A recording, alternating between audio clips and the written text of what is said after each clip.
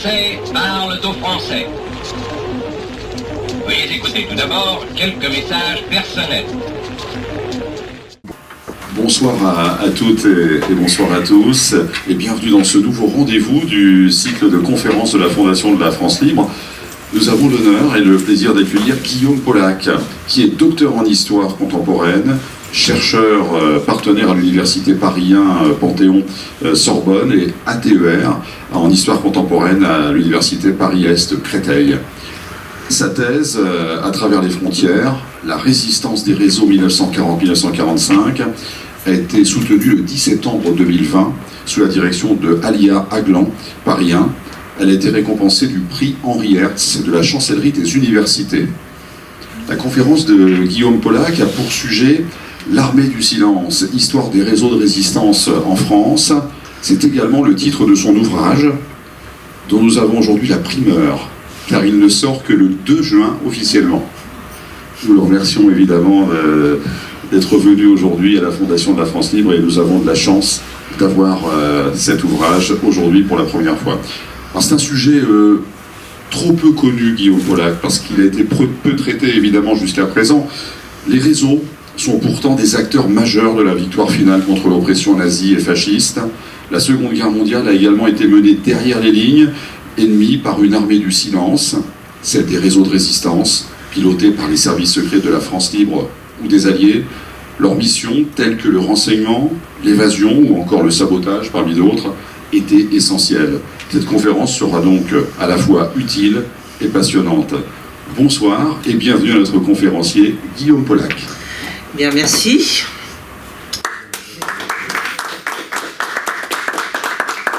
Dans l'enthousiasme qui est le mien, je vous remercie, mon général. Donc, évidemment, tout d'abord, merci pour cette introduction et merci beaucoup pour cette invitation.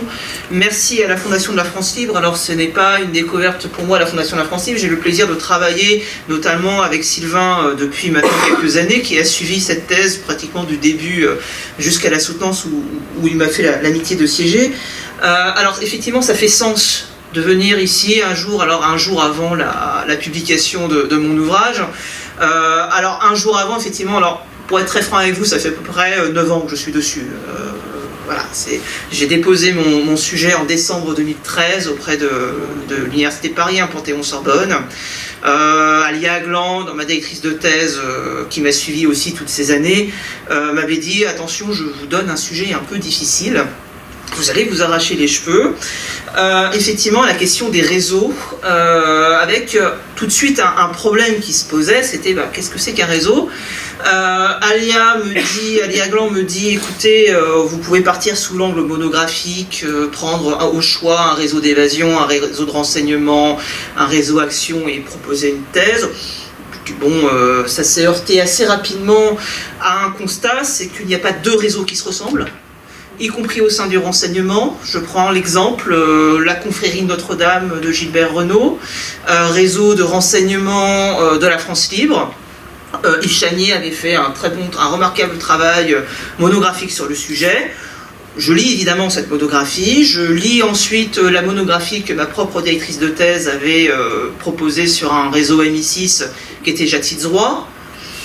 Et les concordances étaient très difficiles à voir. De la même façon, la question s'est posée ensuite, est-ce que je prends les réseaux en zone occupée ? Est-ce que je prends les réseaux en zone sud ? Et en fait, ce dont je me suis aperçu immédiatement, c'est que les réseaux n'ont pas de frontières. Les réseaux n'ont pas de frontières, pourquoi ? Parce que ce sont des entités éminemment en mouvement. C'est-à-dire que je pouvais par exemple faire l'histoire des réseaux dans le Cher, j'aurais trouvé 3 agents d'un réseau par-ci, 3 agents d'un réseau par-là, mais ce qui disparaissait de cette approche, c'est le fondement même de l'identité des réseaux, c'est-à-dire une identité éminemment transnationale, éminemment transfrontalière, avec une volonté de couvrir l'ensemble du territoire, quelle que soit d'ailleurs la mission qu'ils vont choisir.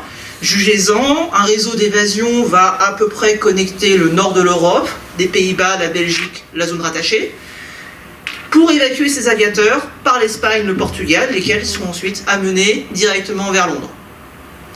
Un réseau de renseignement, par principe, a pour objectif de rendre transparent le territoire dans lequel il va devoir intervenir. Transparent pour qui? Transparent pour les services secrets à Londres et pour les services secrets à Alger. Et pour ce faire, l'extension qui est une extension réfléchie, il ne s'agit pas de recruter tout ce qui passe, hein, ça j'y reviendrai, d'accord, va là aussi couvrir les différentes zones d'occupation. Les réseaux actions, là aussi je reviendrai sur la définition un peu plus tard, mais derrière même le terme de réseau action, tout le monde pense ici aux saboteurs, cette image utilisée par Jean-Pierre Azéma dans un de ses livres, de l'espèce de James Bond qui arrive de mitraillettes, attaquant la commandanture, exécutant des Allemands en cadence, faisant exploser des voies ferrées, le tout en une nuit.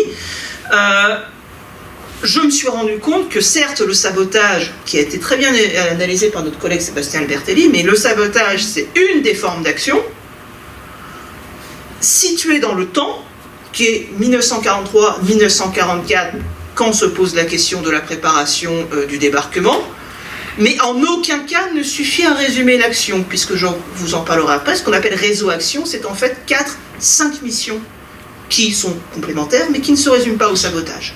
Et là aussi, la logique est éminemment transfrontalière, puisque le sens même du réseau action, ce sont les communications qu'il va réussir à entretenir avec Londres pour se faire livrer son matériel, pour faire sortir des agents et pour en récupérer. Pour compenser les pertes subies au fur et à mesure, puisque c'est là aussi où je veux en venir dans cette introduction. L'histoire des réseaux est une tragédie. C'est une tragédie humaine. La représentation des réseaux que l'on peut voir, c'est-à-dire des sabotages spectaculaires, oui, mais des arrestations spectaculaires également.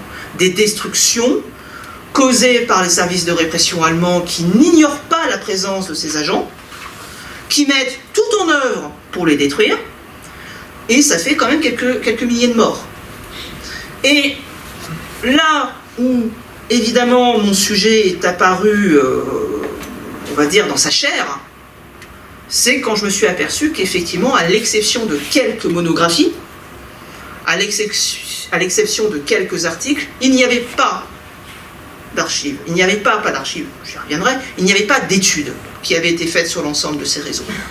Ce qui veut dire que sur ce qu'on nomme vulgairement la résistance organisation, c'est-à-dire maquis, mouvement, réseau, on avait des maquis identifiés, des mouvements, libération sud, libération nord, combat, ainsi de suite, identifiés, et des dizaines de milliers d'agents sur lesquels on ne savait rien. Je vous donnerai un chiffre, 43 355. C'est le nombre d'agents homologués dans un réseau de la France libre. 43 355. Au moment de l'homologation, évidemment 46-47, sur lequel je reviendrai. Sur un total de 89 918 agents. Alors je vous dirai tout à l'heure comment je les ai comptés. Je vous dis tout de suite un à un, mais selon quand même une méthode. On est là donc face à un engagement qui est somme toute massif quand on connaît un petit peu les circonstances d'engagement, une France occupée, divisée en frontières, avec des services de répression qui les traquent de manière continue, des destructions continues de ces organisations, mais qui vont être sans cesse reconstruites.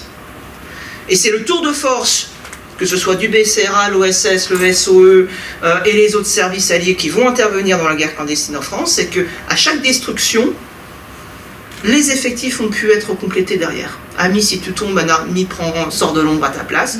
Cela s'applique, on ne peut plus clairement, à la question des réseaux. Le problème qui s'est évidemment posé immédiatement, c'est la question de la définition. Alors la question de la définition, c'est vrai qu'en histoire, on aime bien définir, parce que quand on part dans l'introduction, on doit évidemment définir. Je vais être tout de suite très clair, je définirai ce que sont les réseaux dans ma conclusion. Pourquoi? Alors, parce que déjà, dans la presse, comme dans certains écrits académiques, on a l'impression que les réseaux sont partout. Tout est réseau de résistance. On parle d'une action clandestine, on parle d'un groupe résistant dans un territoire donné, on lui associe presque automatiquement le nom de réseau.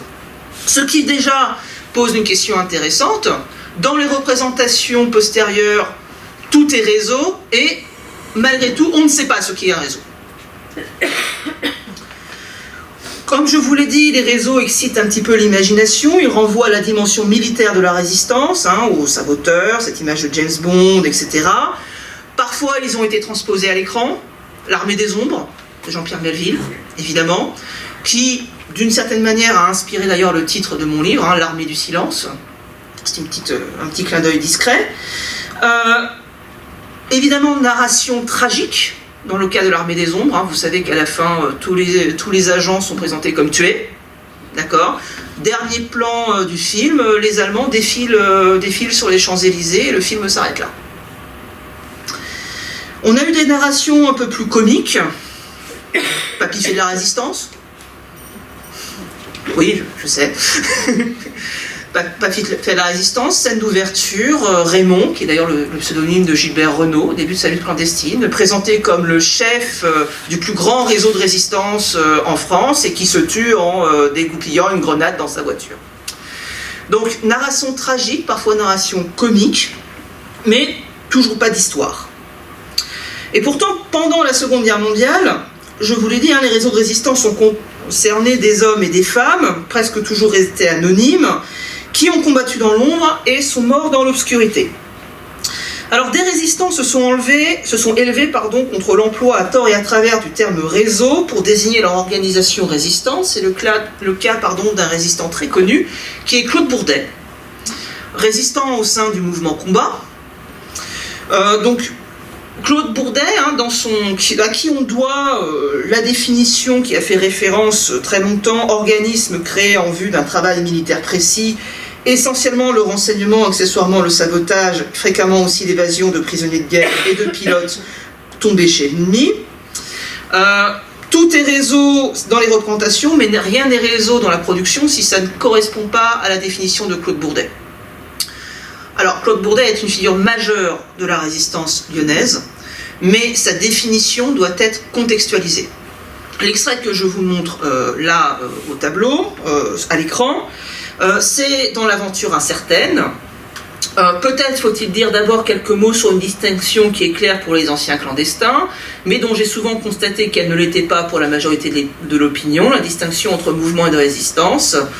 Je saute un peu, l'idée de réseau excite ce qu'on pourrait appeler le complexe de Tintin ou de Superman, l'individu isolé tenant en échec des forces considérables. Je laisse aux psychanalystes le soin de creuser davantage les raisons secrètes de ces images de puissance. Autrement dit, Claude Bourdet est très énervé qu'on qualifie combat de réseau. Il est très énervé puisqu'on est là dans un contexte très particulier, 1975, le journal Combat cesse de paraître, il faut défendre la mémoire du mouvement. Et défendre aussi son identité particulière au sein de la résistance. Et l'enjeu de Claude Bourdet dans cette définition, ce n'est pas de dire ce que sont les réseaux, mais de dire pourquoi Combat n'en est pas un.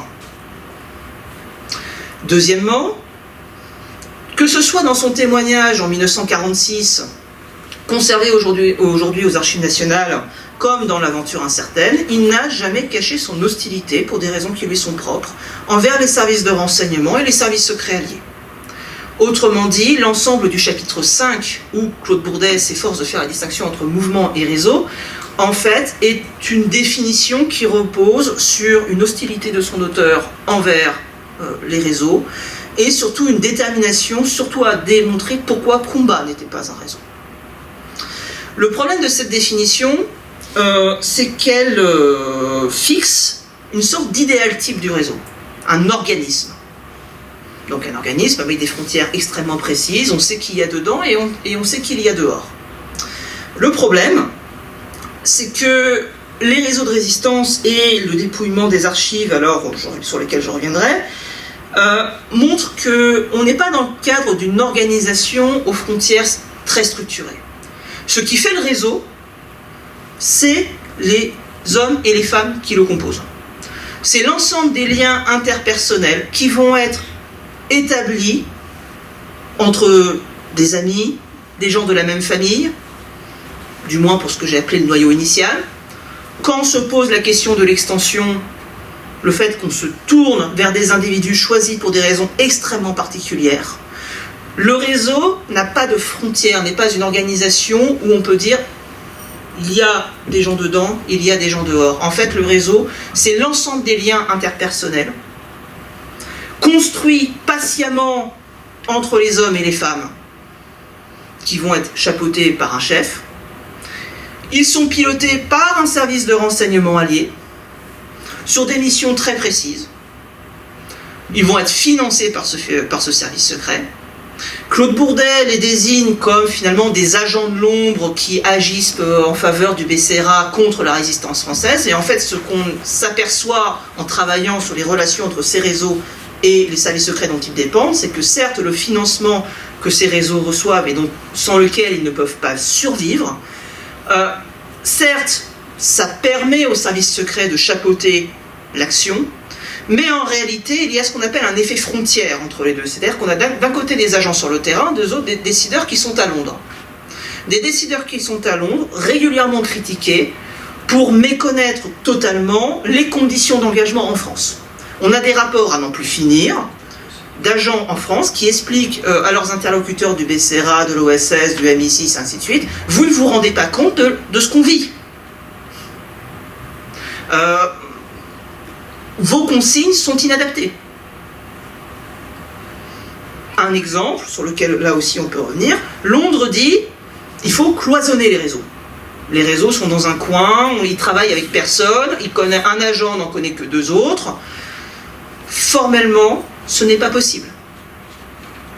L'ensemble des réseaux, l'ensemble des agents à l'intérieur du réseau se connaissent, du moins sur le territoire dans lequel ils agissent, travaillent en collaboration, en coopération, devrait plutôt me dire, avec tout ce que leur territoire compte d'organisations résistantes. Les mouvements de résistance donnent des aviateurs à évacuer au réseau. Des réseaux expliquent au mouvement que des renseignements leur sont arrivés selon lesquels une catastrophe va leur tomber dessus. Bref. En fait, on n'est pas sur des organisations qui sont isolées dans la galaxie résistante. On est sur des organisations et des hommes et des femmes qui sont parfaitement implantés dans leur territoire et parfaitement connus de leurs camarades de la cité clandestine.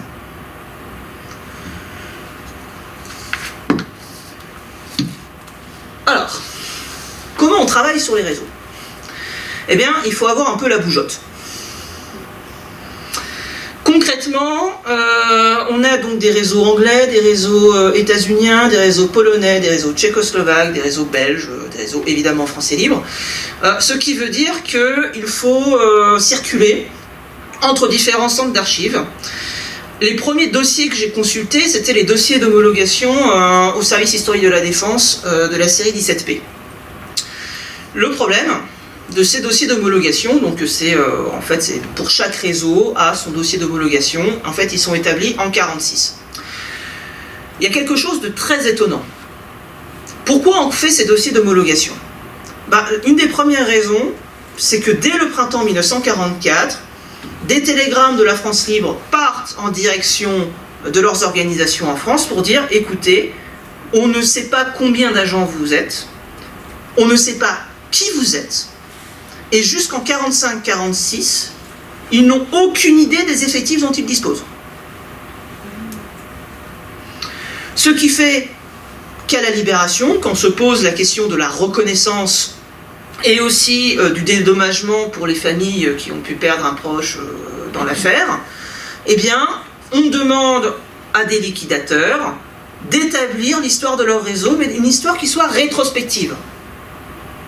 Non dénué de fondement, c'est d'ailleurs le premier chapitre du livre, non dénué d'arrière-pensée non plus. L'ensemble de la commission d'homologation est résolument composé de gens qui ont travaillé sur la France libre, avec la France libre. Son secrétaire général, c'est Maurice Lorbeau, qui travaille dans le réseau Fratrie, donc à Lyon, qui dépend du BCRA. L'objectif de ces dossiers d'homologation, c'est de procéder à une histoire à rebours, mais qui est une histoire administrative. C'est-à-dire qu'on envoie des questionnaires aux liquidateurs, donc ces questionnaires, c'est assez sec. Quand avez-vous été fondé? Par qui? Combien d'agents? Quels sont vos moyens de liaison? Combien avez-vous touché? C'est très sec. La deuxième partie d'un dossier liquidation, c'est les listes d'homologation des agents sur lesquels je vais revenir. Le troisième volet d'un dossier d'homologation, c'est le dossier liquidateur, c'est-à-dire à peu près toute la correspondance que le liquidateur a entretenue avec les membres de l'organisation, et tous les griefs, protestations dont il a pu faire l'objet.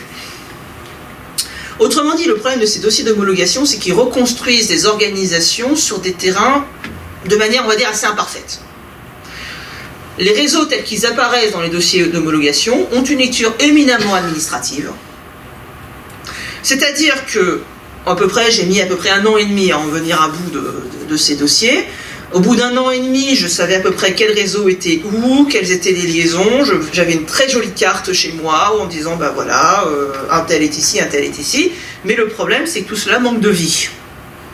Ce que je ne voyais pas dans les dossiers d'homologation, sauf à travers des listes d'agents, ce que je ne voyais pas, c'était la construction du réseau, les liens interpersonnels à l'intérieur du réseau, la manière dont ça fonctionne, c'est-à-dire entre, par exemple, dans le cas d'un réseau de renseignement, entre le moment où un service secret dit « il faut nous renseigner là-dessus », l'ordre arrive à une équipe, on envoie un agent, on écrit le renseignement, on le transmet, etc., ça n'apparaît pas. Ou alors très peu. Ou alors de manière extrêmement froide. Un exemple, les morts. Résumé dans ces dossiers d'homologation, nombre de morts, tant, nombre de déportés, tant, nombre de disparus, tant. Tout cela, donc, manque un peu de vie. Donc, j'ai complété, évidemment, l'ensemble de ces études, donc notamment par les dossiers France Combattant, dont une partie viennent des dossiers BCRA qui sont aussi aux archives nationales. Les dossiers administratifs, et ce qui m'a beaucoup intéressé, c'est 2 types. Alors, par exemple, pour vous donner à quoi ressemble un dossier administratif, dossier personnel, celui de Nancy Weck. Donc, ce sont ces dossiers-là, qui sont en fait des dossiers établis pour les agents qui, du moins, ceux qui se font reconnaître, qui sont invités en fait à remplir là aussi tout un dossier administratif expliquant les circonstances de l'engagement, mais c'était déjà un peu plus développé, puisque l'homme ou l'agent, homme ou femme, expliquait comment il était entré dans l'organisation et surtout par l'intermédiaire de qui. Ce qui fait qu'on pouvait retracer les liens. D'ailleurs, dans ces dossiers, il y a un élément très important, c'est il y a une question, dessinez-nous ceux que vous connaissez du réseau.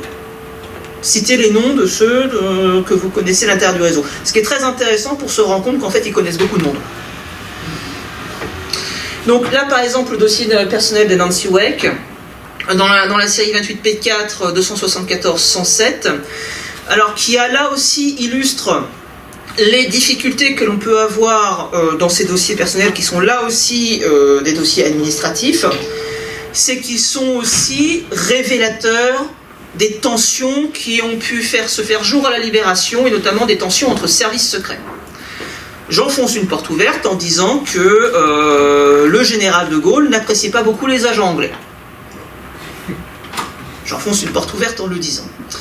À Londres, dans un des dossiers opérationnels, un dossier est nommé « Persécution des agents anglais en France occupée et mesures à prendre pour leur protection ». Quand je suis tombé dessus, je me suis dit ça parle de la traque des Allemands, etc. Pas du tout. C'est l'ensemble des mesures que le SOE souhaite prendre parce qu'on prévoit déjà que l'hostilité de la France libre envers les agents du SOE aboutira, on va dire, à des difficultés en termes de reconnaissance. Nancy Weck, c'est un exemple de ce que j'avance. Pourquoi ? Alors, Nancy Weck a été agente dans le réseau d'évasion patolerie du MI9. Ensuite, elle est récupérée par le SOE et envoyée en France dans les maquis du Montmouchet au sein du réseau freelance.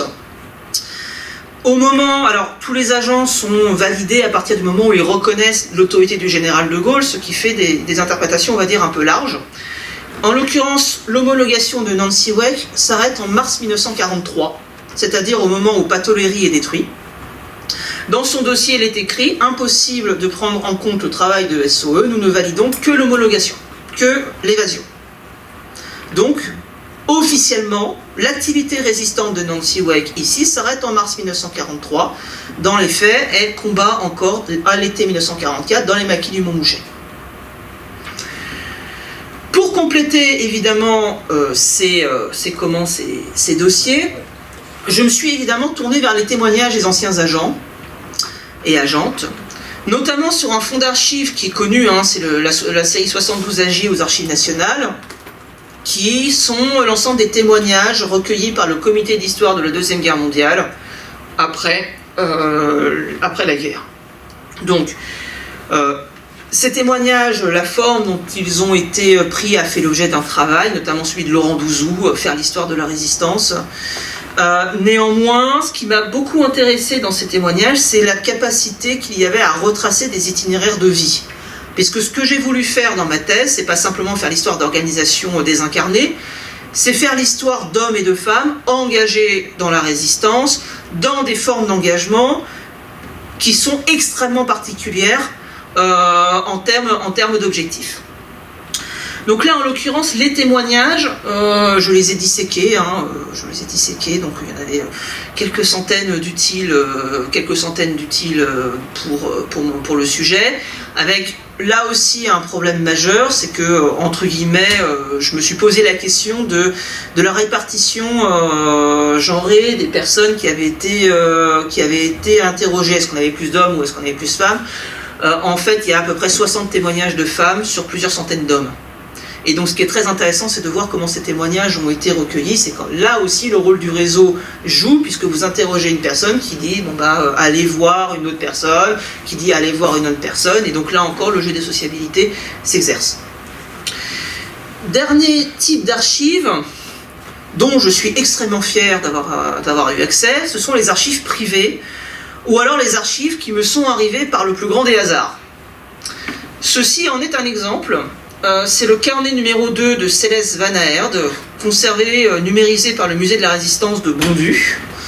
Alors, pour le dire très clairement, c'est un journal rédigé donc, par cette dame qui est agente du réseau Bordeaux-Loupiac en zone rattachée, donc elle est plus précisément à Tourcoing, et qui raconte au jour le jour l'histoire de sa famille. Non seulement sa famille confrontée à l'occupation, mais aussi l'engagement à hauteur de l'intime d'une famille dans le sauvetage d'aviateurs alliés, avec des choses extrêmement concrètes. Comment cache-t-on un aviateur allié chez soi quand on doit organiser le mariage de sa fille à l'étage en dessous ? Quelle stratégie utilise-t-on pour dissimuler son activité, non seulement envers ses proches qui ne sont pas forcément engagés dedans, envers ses amis, sa famille, dont on ignore parfois les opinions? Comment on se protège des Allemands? Quelle stratégie emploie-t-on pour se protéger, du moins pour essayer de se protéger? C'est autant de questions que ce type de source a pu me permettre de répondre. J'ai essayé, je me suis efforcé de descendre au plus près de l'intime, sachant que ce type de document m'est arrivé par le plus grand des hasards, puisque en fait, le musée de la Résistance de Bondu, avec qui je travaille beaucoup, et Hélène et Claire, je les salue, connaissaient mon travail, m'ont dit mais regarde ce qu'on a trouvé, c'est pour toi. Et effectivement, ça fait partie de la documentation extrêmement intéressante, avec des scènes, l'organisation du mariage où on cache les aviateurs au premier étage en leur promettant oui, promis, vous avez votre part du repas. Voilà. Et puis on chante des chants de Noël, voilà. Tout en sachant que, et j'y reviendrai, le rôle de ces personnes n'est absolument pas à négliger, c'est pas un rôle de moindre intensité, la maison ne désemplit pas d'aviateurs, et bon courage pour expliquer à la police allemande pourquoi vous cachez un aviateur américain ou anglais chez vous. C'est la mort que vous risquez. Donc, ça fait partie des archives privées que j'ai pu consulter. Alors, je me suis aussi déplacée chez l'habitant, notamment dans la famille d'une agente SOE, Anne-Marie Walters, en l'occurrence, dont j'ai parlé par ailleurs dans un article.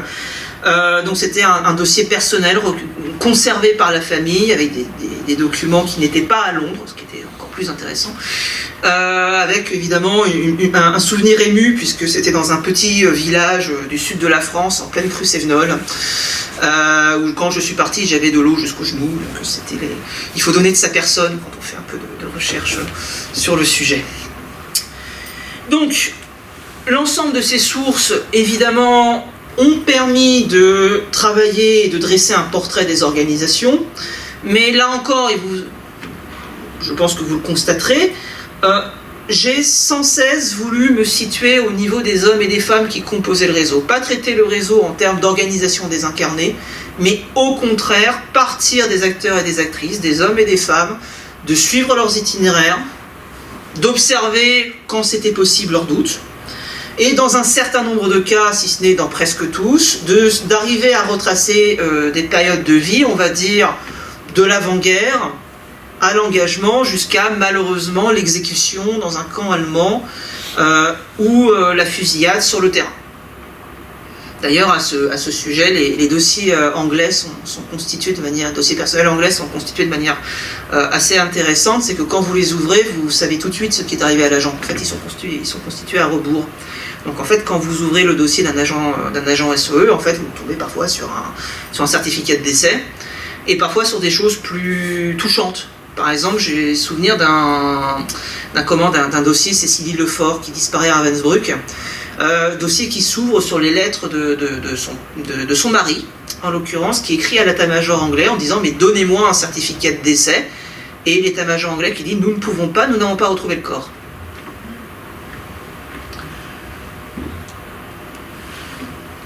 La première question à se poser, évidemment, je vous l'ai dit tout à l'heure, c'est la question des réseaux comme organisation transfrontalière, transnationale, et dont il montre finalement la nécessité d'extraire le phénomène résistant d'une dimension strictement nationale ou seulement franco-française.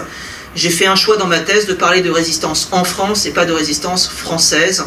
Pourquoi ? Parce que s'activent dans ces réseaux des acteurs éminemment internationaux. Évidemment beaucoup de Français, mais souvent engagés pour des services secrets qui ne sont pas forcément des services secrets français, voire engagés pour un service secret qui lutte pour la libération d'un pays qui n'est pas le sien. C'est le cas par exemple de réseaux comme F2, service secret de la sûreté polonaise, qui recrute en France des Français, financés aussi par le MI6.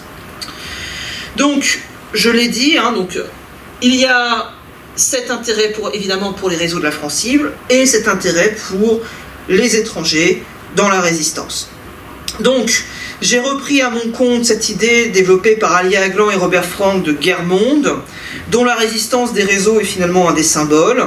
Comme je vous disais, loin d'être immobiles dans leur temps et dans leur espace, ils sont au contraire extrêmement mobiles et génèrent des flux transnationaux, ne serait-ce que les renseignements,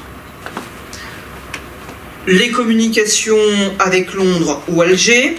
Pour les réseaux, il n'existe pas de frontières, ce qui est éminemment paradoxal, puisque comme vous le savez, l'Europe, tombée sous la loi nazie, est un territoire lui-même contraint par des frontières, soit anciennes, soit imposées par les occupants. L'exemple de la France, il est intéressant, puisqu'on sépare souvent la géographie de la France en 40 entre zone libre et zone occupée. En fait, il y a 7 zones d'occupation, dont une zone d'occupation italienne, et une zone d'occupation dont on parle moins, qui m'a beaucoup intéressé, puisque j'y ai consacré aussi un article, c'est l'Empire colonial, et notamment l'Indochine, où il y a des réseaux de renseignement, sauf qu'en face, ce ne sont pas des Allemands, ce sont des Japonais. Donc, là aussi, évidemment, la question des frontières est centrale dans ma réflexion, puisque, évidemment, elle détermine la situation d'engagement et le contexte d'engagement de ces réseaux.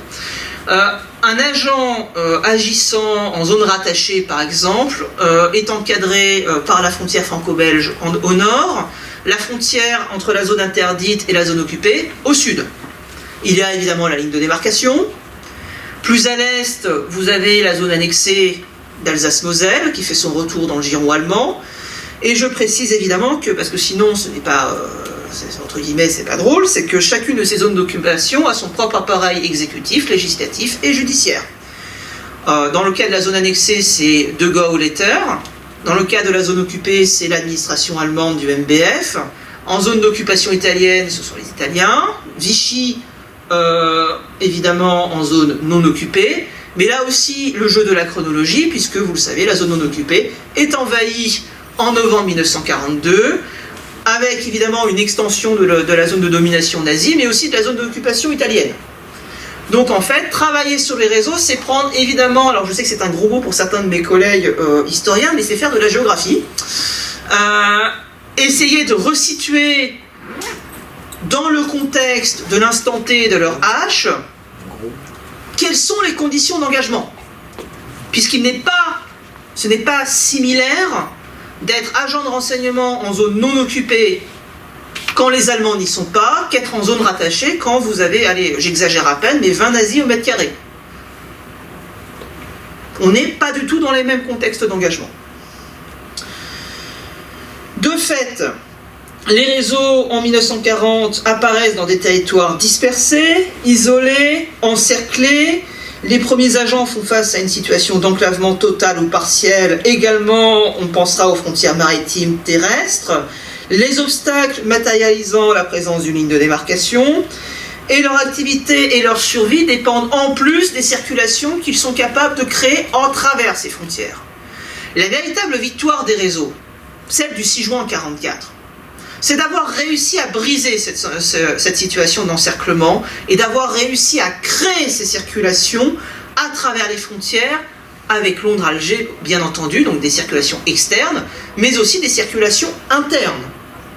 Un renseignement recueilli en zone occupée qui doit transiter par Paris pour être transmis par radio nécessite le franchissement de la ligne de démarcation.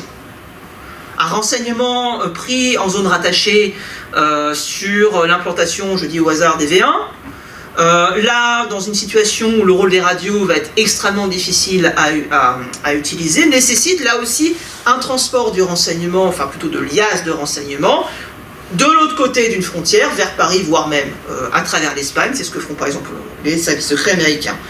Autrement dit, la victoire des réseaux, c'est avoir réussi à briser ce projet nazi de division de l'Europe par des frontières perçues comme des instruments d'oppression et de domination. Et évidemment, l'expérience combattante des agents, comme je vous le disais, n'est pas le même selon l'endroit, le département, le temps, le lieu où vous vous trouvez. Donc, toutes ces questions, il a fallu évidemment prendre en compte dans la réflexion, à chaque fois finalement qu'il fallait aborder un sujet. Quand est-ce qu'on est, où on est, dans quelle situation on se trouve. Évidemment, prendre en compte l'évolution de l'opinion publique, puisque comme je vous le disais tout à l'heure, les réseaux ne sont pas isolés. Ils travaillent avec l'ensemble des organisations résistantes sur leur territoire, mais un certain nombre d'entre eux reçoivent l'appui passif, voire actif, du tissu social autour d'eux. Les réseaux d'évasion en sont un symbole majeur. Je vous expliquerai pourquoi tout à l'heure. Et là aussi, le problème de l'évolution de l'opinion publique est éminemment différent selon à quel endroit vous vous trouvez. Cette adhésion de l'opinion publique, alors je dis toujours opinion publique entre guillemets parce que c'est toujours très difficile comme concept à manier, mais détermine aussi le soutien que vont trouver les réseaux au sein de la population française, qui vont être le gage aussi de leur survie. Ce qui peut passer par des choses extrêmement diverses, ne pas dénoncer l'opérateur radio qui émet à côté, dont on a très bien repéré les agissements, mais ne pas le dénoncer. Vous vous souvenez peut-être de cette scène dans l'Armée des Ombres où un agent descend du train et puis prend un enfant dans ses bras avec une femme qui ne connaît ni d'Adam ni d'Ève pour passer les contrôles. Ce type de soutien a existé. Et c'est bien pour ça qu'il est très malaisé de mesurer l'adhésion de la France à la résistance. Alors j'y reviendrai, les fameux 2% d'un côté, 3%, etc. Puisque ce dont on se rend compte, c'est que sans le soutien du tissu social, les réseaux n'auraient pas pu mener leur action. Un exemple, parce que je l'aime beaucoup celui-là, c'est les opérations aériennes dans la Sarthe, où le village d'à côté a pris pour habitude de venir applaudir le parachutage. C'est, par exemple, alors c'est Philippe de Vaumécourt qui raconte ça dans Les Artisans de la Liberté, son témoignage, il est chef du réseau ventriloquiste, où il raconte avoir utilisé les terres d'une sexagénaire locale, baronne ou duchesse, je ne sais plus, qui exige un jour d'assister, vous utilisez mes termes, mais moi je veux assister à mon parachutage devant, et donc on a cette scène assez surréaliste. Vous avez le comité de réception qui attend le parachute, et puis la baronne et son valet de pied sur la colline d'à côté. Le valet de pied, madame la baronne, le parachutage va commencer. Voilà, donc c'est extrêmement intéressant, puisqu'il faut aussi bien se rendre compte qu'un parachutage, vous entendez l'avion, vous voyez le parachute, assez loin aux alentours quand même. D'accord ? Et les comités de réception, alors, vont être parfois pris par les Allemands, mais recueillent auprès des commandes et de la population locale un soutien, ne serait-ce que de ne pas les dénoncer. En fait, ne serait-ce que ne pas dénoncer. Alors, la question de l'expérience. Le terme de réseau, on le retrouve parfois sur des organisations de la Première Guerre mondiale, sachant que, effectivement, on a des organisations de 14-18 qui pratiquent l'espionnage, quelques filières d'évasion, mais pour le dire très clairement, on n'est pas sur des organisations similaires, puisque le problème à résoudre n'est clairement pas le même. Ce n'est pas une ligne de front à franchir entre des départements du Nord et le reste, on est vraiment sur une envergure européenne. On note aussi l'absence de la part des agents de référence à 14-18. En fait, je pense à Gilbert Renaud ou Maurice Duclos et d'autres qui expliquent que eux, ils ont appris à faire du renseignement en lisant les romans d'espionnage. Bon, ça leur a pas toujours servi, parce que ça n'a pas toujours été extrêmement... ça n'aura pas forcément toujours porté chance. Mais on a évidemment des agents déjà actifs dans la Grande Guerre qui reprennent du service, mais notamment dans les réseaux belges. Et notamment dans des personnalités, on pensera à Émilienne Moreau, par exemple. Une des 6 femmes compagnons de la Libération. Ce dont il faut se rendre compte, c'est qu'on a affaire à des civils. Vous, moi, monsieur, madame, tout le monde, absolument pas entraînés pour le combat clandestin. Et face à eux, en revanche, il y a des professionnels de la traque des organisations clandestines. Christian Ingrao, alors la plupart sont issus de la SS, Christian Ingrao a insisté sur le fait qu'il s'agit d'intellectuels très bien formés, la plupart sont titulaires d'un doctorat, alors je sais qu'être titulaire d'un doctorat ça ne fait pas tout, mais on est face à des gens évidemment extrêmement bien formés en termes de traque des organisations clandestines. Alors le terme qui revient le plus souvent c'est le mot Gestapo. Dans les faits, la plupart du temps c'est pas la Gestapo. La Gestapo est en sous-effectif de toute façon en Europe occupée et déjà en Allemagne. Cette image d'un territoire couché en deux parce qu'une police... En fait, on a aussi de l'adhésion derrière. En fait, ce qu'on appelle la Gestapo en France occupée, c'est plusieurs services de répression. En zone occupée, le militaire Befehlshaber in Frankreich, chargé de maintenir l'ordre et la sécurité en France occupée, l'historienne de référence là-dessus c'est Gaëlle Eisman. Vous avez évidemment d'autres types de forces de police, donc qui dépendent souvent du MBF, on pensera à la Fed Gendarmerie ou à la Geheime Fed Polizei, la GFP. L'ennemi des réseaux, néanmoins, c'est l'Abwehr. C'est le contre-espionnage allemand. Alors l'Abwehr qui est divisé en 3 sections. Donc la section des espionnages qui est la section 1, le sabotage et la propagande la section 2 et celle qui nous intéresse particulièrement la section 3 de contre-espionnage. L'Abwehr a pour mission également le repérage des appareils radio. Elle a aussi pour mission l'infiltration des réseaux et elle communique avec un autre service qui est l'ESD. L'Abwehr est une organisation de contre-espionnage remarquablement efficace.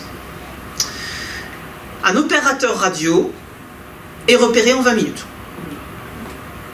Alors, comment on le sait? Parce qu'on a un rapport d'un dénommé Pierre Julitte, compagnon de la Libération, un Français libre, qui fait des tests. J'ai vu ça en fait dans son dossier. En fait, il fait des tests. C'est-à-dire qu'il est envoyé par Passy en France pour doter les premiers réseaux de Gilbert Renaud, Maurice Duclos et Pierre Fourcault en liaison radio. Et en fait, il se rend compte que les opérateurs sont repérés assez rapidement. Et en fait, il fait des tests. C'est-à-dire qu'en fait, il met un radio, il met une équipe de protection qui est censée prévenir le radio quand les Allemands arrivent. Et le repérage se fait en 20 minutes, et en 40 minutes, vous avez une voiture goniométrique devant votre porte. Alors parfois, ça tourne un peu mal ces tests. J'ai l'exemple tragique d'un opérateur radio dont le service de protection dit quand les Allemands quand les Allemands arrivent, on sonne à la porte. Et donc tu t'en vas. La sonnette était en panne. Donc le radio tombe. Mais c'est pas, pour ainsi dire, et Pierre Julitte précise quand même que l'équipe de protection dans cette affaire a quand même réussi à prendre les plaques d'immatriculation des voitures allemandes et l'identité, à peu près la description des gens qui étaient venus arrêter. Alors comment fonctionne la radiogoniométrie? En fait, ça fonctionne par triangulation, tout simplement. D'accord. Les réseaux vont essayer pendant toute la guerre de se protéger de la radiogoniométrie. Dans les faits, les catastrophes ne cesseront pas, parce que les sommes de renseignements sont tellement immenses à transmettre que les opérateurs tombent, au point qu'il faut abandonner l'idée que les renseignements n'étaient communiqués que par les opérateurs radio. C'est un peu l'image du pianiste qu'on a, qui transmet ses renseignements vitaux vers Londres. En fait, on va réserver de plus en plus les radios aux messages urgents, ceux qu'on peut émettre très vite. Ce n'est absolument pas compatible avec la somme de renseignements qu'il faut envoyer vers Londres. Il y a quelques semaines, j'ai consulté à domicile d'ailleurs une collection complète des copies des messages radio d'un opérateur BCRA qu'il avait conservé. C'était dans une malle, dans un grenier, dont la famille a déménager, s'est rendu compte que ça existait, a cherché quelqu'un pour venir voir, donc c'est arrivé à moi. Concrètement, sur une seule journée, c'est 3 ou 4 dossiers d'une épaisseur déjà très conséquente. Et le codage, le décodage, les transmissions, c'est des choses qui sont éminemment, chronophages. Donc, une des secrets des transmissions radio pour se protéger de l'adverse, ça va être de recourir aux opérations aériennes, c'est-à-dire de faire venir un avion, de charger les renseignements et l'avion repart. Donc, autre risque qui frappe les réseaux, les traîtres, les agents doubles. On a, on les appelle les V-Man, notamment, ils sont des gens extrêmement efficaces. Leur cible, c'est pas l'arrestation personnelle. Un agent, ça ne les intéresse pas. Ce qu'ils visent, ce sont les communications. Ils ont très bien compris, l'adversaire a très bien compris qu'en cassant les communications du réseau, on détruisait le réseau. Ce qui fait que 2 fonctions au sein des réseaux vont faire l'objet d'une traque très particulière. Ceux qui sont en charge des liaisons externes, notamment les radios. Ceux qui sont en charge des liaisons internes, les agents de liaison. Ce qui fait que quand on consulte les archives de la répression allemande notamment, on constate une surreprésentation des agents de liaison. Ça ne veut pas dire que tous les agents étaient agents de liaison. C'est-à-dire qu'il ne faut pas faire des archives de la répression les miroirs exacts des engagements. Ça veut dire qu'on est là face à des cibles prioritaires. Et éminemment exposées. Donc, comme je vous disais, l'adversaire infiltre dans les réseaux des traîtres et des agents doubles, et on a des traîtres qui font des belles carrières aux dépens des réseaux. Je citerai Roger le légionnaire, qui détruit à lui tout seul 2 réseaux d'évasion, Patellerie et Bordeaux-Lopiac, pour finir exécuté dans un maquis. Il essayait d'infiltrer le maquis, il se fait prendre. Voilà. Comète tombe aussi, Jacques Dessoubry, mention, etc. Jean-Paul Lien, pour les réseaux Alliance, notamment. Alors c'est très particulier, parce que c'est un agent qui est retourné par l'adversaire de Dijon. On lui fait monter les étapes dans le réseau Alliance. Alors on lui fait monter comment? Alors on organise une fausse exécution d'un Allemand. Enfin, les Allemands organisent une fausse exécution. En fait, on ne fait que muter l'Allemand qui était censé être la cible, mais il gagne la confiance de ses chefs, et donc plus il gagne la confiance de ses chefs, plus il connaît le monde. Jusqu'à la catastrophe de septembre 1943, où Jean-Paul Lien permet l'identification de Léon Faye, chef du réseau Alliance, et son arrestation, qui déclenche une des plus grosses catastrophes d'un réseau de renseignement en France occupée. C'est quand même plusieurs dizaines d'agents qui tombent en l'espace de quelques semaines du fait de ces trahisons. Et l'efficacité de ces arrestations est renforcée par un dernier facteur un peu sordide, mais qui n'avait pas fait l'objet d'études jusqu'ici, c'est l'efficacité des Allemands à faire parler ce dont ils s'embarrent. Tout à fait. Alors, certes, néanmoins, la mémoire de la résistance est aussi construite autour de l'image du résistant qui ne parle pas. C'est ce qui est écrit par exemple Alban Bistel dans Héritage spirituel de la résistance, le non intransigeant, on ne desserre pas les dents, ou encore, et Sylvain me le rappelait tout à l'heure, ce poème, je parlerai demain. Alors je me suis intéressée à la pratique, puisque elle permet de fait l'identification d'agents et elle entraîne des catastrophes subséquentes, substantielles dans les réseaux. Je me suis intéressée, alors non pas dans le cadre d'un récit sordide, mais j'ai fait tout un chapitre dessus, sur en fait les interrogatoires et les procédures mises en œuvre, qui sont en fait dans le cadre des violences sexuelles. Puisque en fait, l'ensemble des violences qui sont mises en œuvre contre les résistants sont in fine le cadre des violences sexuelles, avec également la pratique des viols, que ce soit pour les femmes ou aussi pour les hommes. J'ai le témoignage d'un agent d'Ajax qui raconte notamment la chose. Donc effectivement, le travail sur les réseaux a permis aussi d'avancer un petit peu sur l'anthropologie du combat clandestin, et notamment sur cette question des interrogatoires, à travers les archives évidemment allemandes, mais surtout les témoignages des agents, alors qui bien sûr parfois se recoupent, parfois se nourrissent les uns les autres.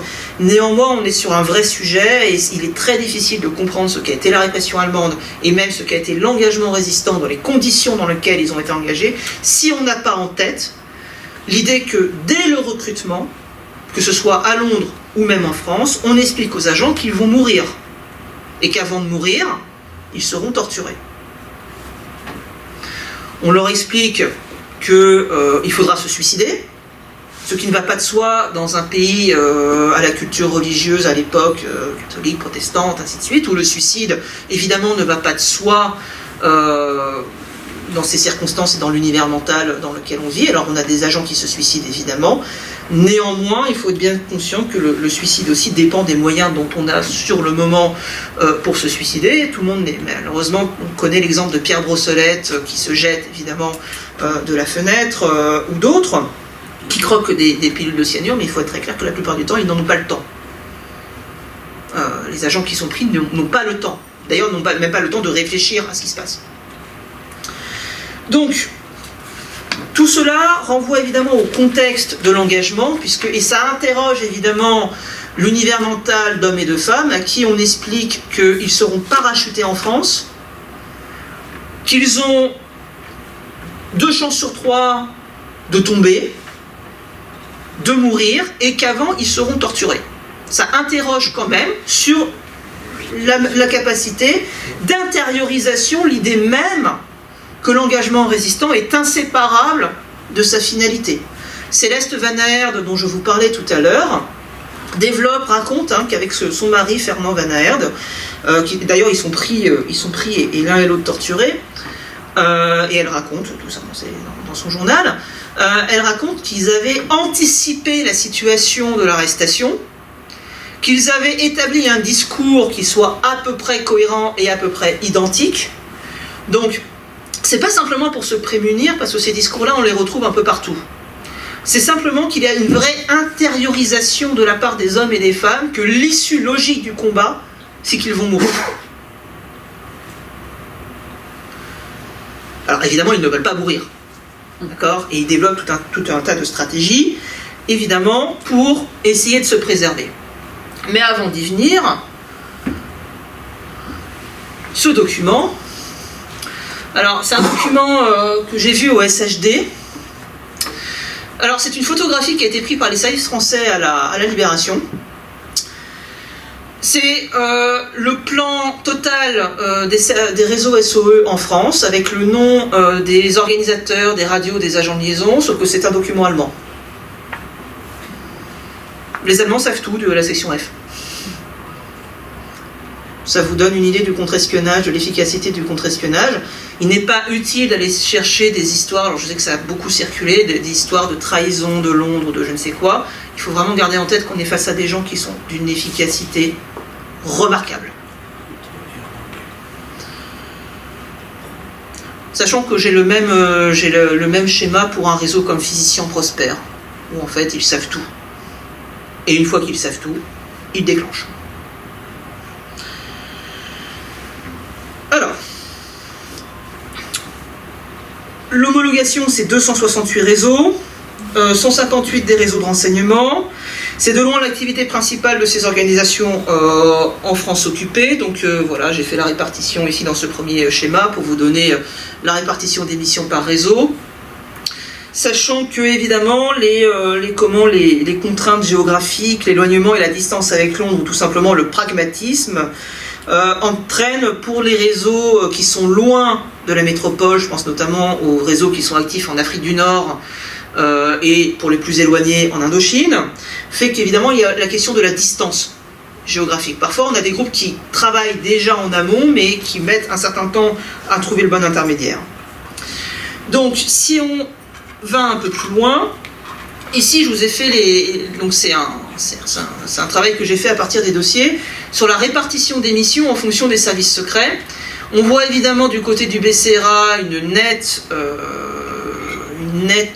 un net intérêt pour les missions de renseignement.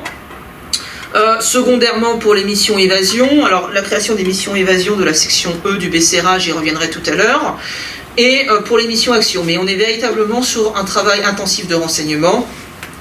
On a également donc là c'est Intelligence Service, mais en fait ce qu'on appelle l'IS, c'est deux services, c'est le MI9 pour l'évasion et le MI6 pour le renseignement.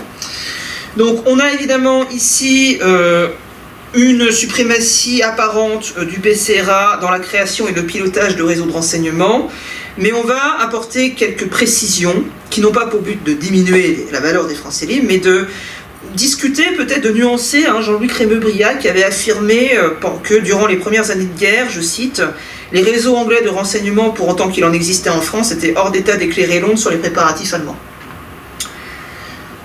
Les premiers réseaux du MI6, c'est juillet 1940, c'est Cartwright.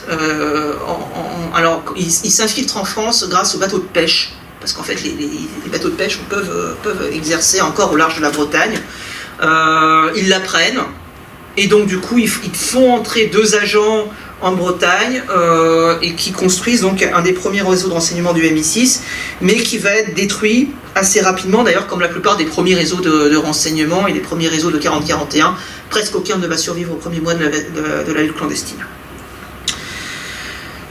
La question éminemment complexe du nombre d'agents, avec une question un peu provocatrice, faut-il compter ? En règle générale, mais ceux qui me connaissent le savent, j'ai toujours dit qu'il ne faut pas compter, parce qu'il n'est pas possible de compter.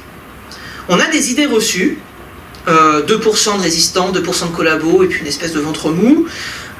En fait, cette répartition ne repose sur rien, pour le dire assez clairement. Puisqu'il est extrêmement difficile de compter des résistants tant qu'on ne s'est pas mis d'accord sur la définition d'un résistant. Et la définition d'un résistant, on en est déjà sur une historiographie très conséquente, avec des définitions complémentaires et toutes très intéressantes bien sûr, mais avec des débats. Un certain nombre de personnes ont estimé qu'héberger des aviateurs, c'était pas la même résistance que faire sauter une voie de chemin de fer. On a parfois inclus une sorte de hiérarchie dans les actions, parfois une sorte de hiérarchie entre les sexes également.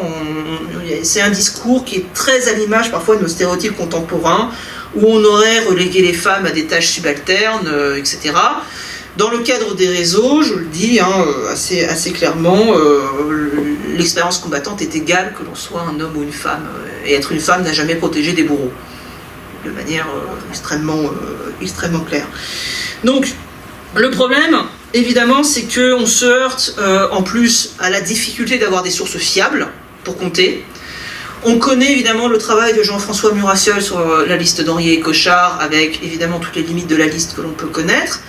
On a évidemment le problème des CVR, qui là aussi, les cartes de volontaires de la résistance, qui là aussi sont des documents administratifs, qui posent un certain nombre là aussi de problèmes d'interprétation. Alors, moi je me suis intéressé aux listes d'homologation. J'ai essayé de compter. Alors comment je m'y suis pris ? J'ai pris les dossiers d'homologation les uns après les autres, et puis j'ai compté les résistants les uns après les autres. Évidemment, avec le problème que dans les listes d'homologation, vous avez parfois des doublons d'une organisation à une autre. Par exemple, quand vous avez une organisation telle que Patoléry, dont je parlais tout à l'heure, qui est détruite en mars 43, mais qui est remplacée par le réseau Françoise, commandé par Marie-Louise Dissart, qui récupère une vingtaine d'agents et recrute de son côté, on a du coup des concordances. Alors, on a des ratures, on a plein de choses. Donc il a fallu consulter, beaucoup. Ça a été, je vous l'avoue, un peu long, un peu laborieux. Mais je suis arrivé au chiffre de 89 918 agents engagés et homologués au sein des réseaux de résistance. Dans le cas du BCRA, des Anglais, du SOE et de l'OSS, 77 072. Là, je n'entre pas, évidemment, il y a aussi les organisations qui dépendent du SR de Vichy, il y a les Tchèques, les Polonais, les Belges, et ainsi de suite. Bon, là, pour des raisons de lecture, tout simplement, j'ai pour vous juste pris BCRA, IS, OSS et SOE. Donc, on est là donc, sur un engagement assez massif. On a donc pour le BCRA 43 455 agents, hommes et femmes, homologués par un réseau BCRA, donc sur 89 918, tous services secrets alliés confondus. Un ratio donc de 48,33%, ce qui veut dire qu'on est au niveau du BCRA, le service qui recrute le plus d'agents, mais qu'une bonne moitié des agents ne travaillent pas pour le BCRA. Alors, sur ces listes d'homologation, c'est des conclusions à pondérer, d'ailleurs je l'ai dit dans le livre et je vous le dis face à vous, ce chiffre n'est qu'indicatif. D'une part parce que les errements de l'homologation font qu'une partie des agents n'ont pas été homologués. Certains n'ont pas été homologués parce qu'ils n'étaient pas au courant qu'ils pouvaient se faire homologuer. D'autres n'ont pas été homologués parce qu'ils étaient morts et que personne n'a pu les identifier. On a parfois des ajouts sur des listes d'homologation parce qu'on a retrouvé une agente revenue de déportation qui a permis d'identifier une vingtaine d'autres agents et ainsi de suite. Donc, évidemment, il y a aussi l'ensemble des réseaux qui n'ont pas été homologués. Alors, qui n'ont pas été homologués pour des raisons extrêmement diverses. Une cinquantaine de réseaux SOE n'ont pas été homologués, par exemple. Une partie des réseaux aussi du BCRA ont été en fait rattachés à une autre organisation, le plus souvent la CND. De même, quelle conclusion on peut tirer de ce chiffre? Parce que vous allez me dire, oui, bon, il y a 90 000 à peu près agents sur une population de 40 millions, etc. Bon, ok. Sauf que, il faut introduire une subtilité qui est la modalité de recrutement au sein de ces organisations, qui est la même que celle du recrutement pour l'ensemble des services secrets, que ce soit hier, aujourd'hui ou demain. Ce n'est pas parce que vous sonnez à la porte d'un service secret que vous allez être recruté. En fait, le recrutement est éminemment sélectif. Il est sélectif de deux façons. À Londres, il y a la cooptation. Vous prenez par exemple, de manière, alors c'est ce que j'ai essayé de le faire dans le livre, mais par exemple j'ai fait un itinéraire comparé entre Jeanne Boeck et Daniel Cordier. Donc Jeanne Boeck qui dans ses mémoires, La plastiqueuse à bicyclette, explique qu'elle n'a pas été recrutée parce que le BCRA était misogyne et ne voulait pas de femmes. C'est plus compliqué, en fait. Les raisons pour lesquelles on recrute dans un service secret, c'est la cooptation. C'est-à-dire que pour être intégré le service, il faut que quelqu'un se porte garant de vous. Ce qui fait que, à partir de là, on a un certain nombre de facteurs qui vont soit bloquer des candidatures, soit en encourager d'autres. Nancy Wegg, dont je vous parlais tout à l'heure, n'est pas recrutée par la France Libre, pourtant elle essaye. Et dans les rapports, dans les archives de la France combattante, alors dans ses mémoires, elle explique qu'elle a été conduite, mais dans les archives de la France combattante, c'est très intéressant, puisqu'on voit que c'est son ancien chef, d'une part Yann Garot, qui dit on ne peut pas réemployer quelqu'un qui a été recruté en France. On ne peut pas, en plus, on critique aussi son accent, etc. On ne critique pas son sexe en tant que tel. On critique surtout le fait qu'elle ne passerait pas inaperçue et qu'elle a déjà été confrontée à la lutte clandestine, qu'elle est identifiée, etc. Ce qui fait d'ailleurs qu'elle est récupérée par le SOE qui espionne le BCRA pour la petite histoire, et réciproquement, cela dit, mais qui espionne le BCRA et qui se rend compte qu'on a refusé. Alors oui, un autre argument qui est avancé par André de Wavrin, qui est le chef donc, du coup, des services secrets de la France Libre, c'est qu'elle dit mais on ne peut pas l'employer, elle a travaillé avec un service anglais, c'est une espionne anglaise qui vient nous espionner nous. Bon, voilà. Donc vous voyez, il y a plein de facteurs qui entrent en compte dans le cadre du recrutement, surtout à Londres. En France, il y a ce que les historiens ont appelé la disponibilité fonctionnelle. C'est-à-dire qu'on ne recrute pas n'importe qui. Dans le cas des réseaux de renseignement, on va recruter des gens qui sont déjà en poste sur la cible sur laquelle il faut renseigner. Donc par exemple dans le cadre des arsenaux militaires, par exemple à Lorient, on va recruter des ingénieurs. Ce qui va aussi inclure une sorte de spécialisation en termes de profil de recruter. D'accord ? En fait, on est là sur un recrutement éminemment sélectif. Dans le cadre des réseaux d'évasion, on va beaucoup s'intéresser à ceux qui ont de l'argent et qui ont une grande maison. Pourquoi ? Parce que déjà, il faut cacher les aviateurs. Deuxièmement, il faut les nourrir et qu'on est en période de restriction. Il y a des rapports qui sont absolument désespérés de la part de logeurs qui expliquent qu'ils doivent vêtir les aviateurs, mais il faut 1m97 et 1m96. Où est-ce qu'on trouve le tissu ? C'est manière. En regardant un petit peu dans le cas de Paris, en regardant qui était en fait, parce qu'il se trouve que dans les archives à Londres, notamment les archives du MI9, on a les noms et les adresses en fait des helpers. Donc je me suis fait une balade dans Paris pour voir un peu où ils habitaient. Et en fait, on se rend compte, par exemple, que boulevard Saint-Honoré, que vous connaissez tous, il y en a une petite dizaine, ce qui est un boulevard très fréquenté, bien connu par les Allemands. La rue Saint-Honoré, pardon, excusez-moi. Oui, j'avais boulevard en tête, mais c'est rue, évidemment, rue Saint-Honoré. Toutes mes excuses.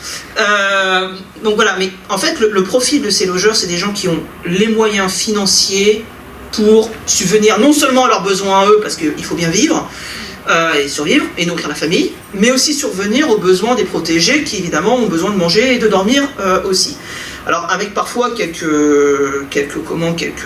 difficultés. Un des logeurs de Comet, par exemple, explique qu'il avait fait l'acquisition d'un énorme matelas avant la guerre, mais vous ne pouvez plus y dormir parce que du coup il y avait 2-3 aviateurs toutes les semaines qui venaient.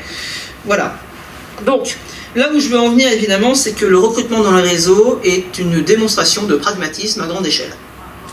C'est-à-dire qu'on recrute utile, parfois de manière assez indépendante de l'état d'esprit de la population, et c'est un recrutement qui est éminemment réfléchi.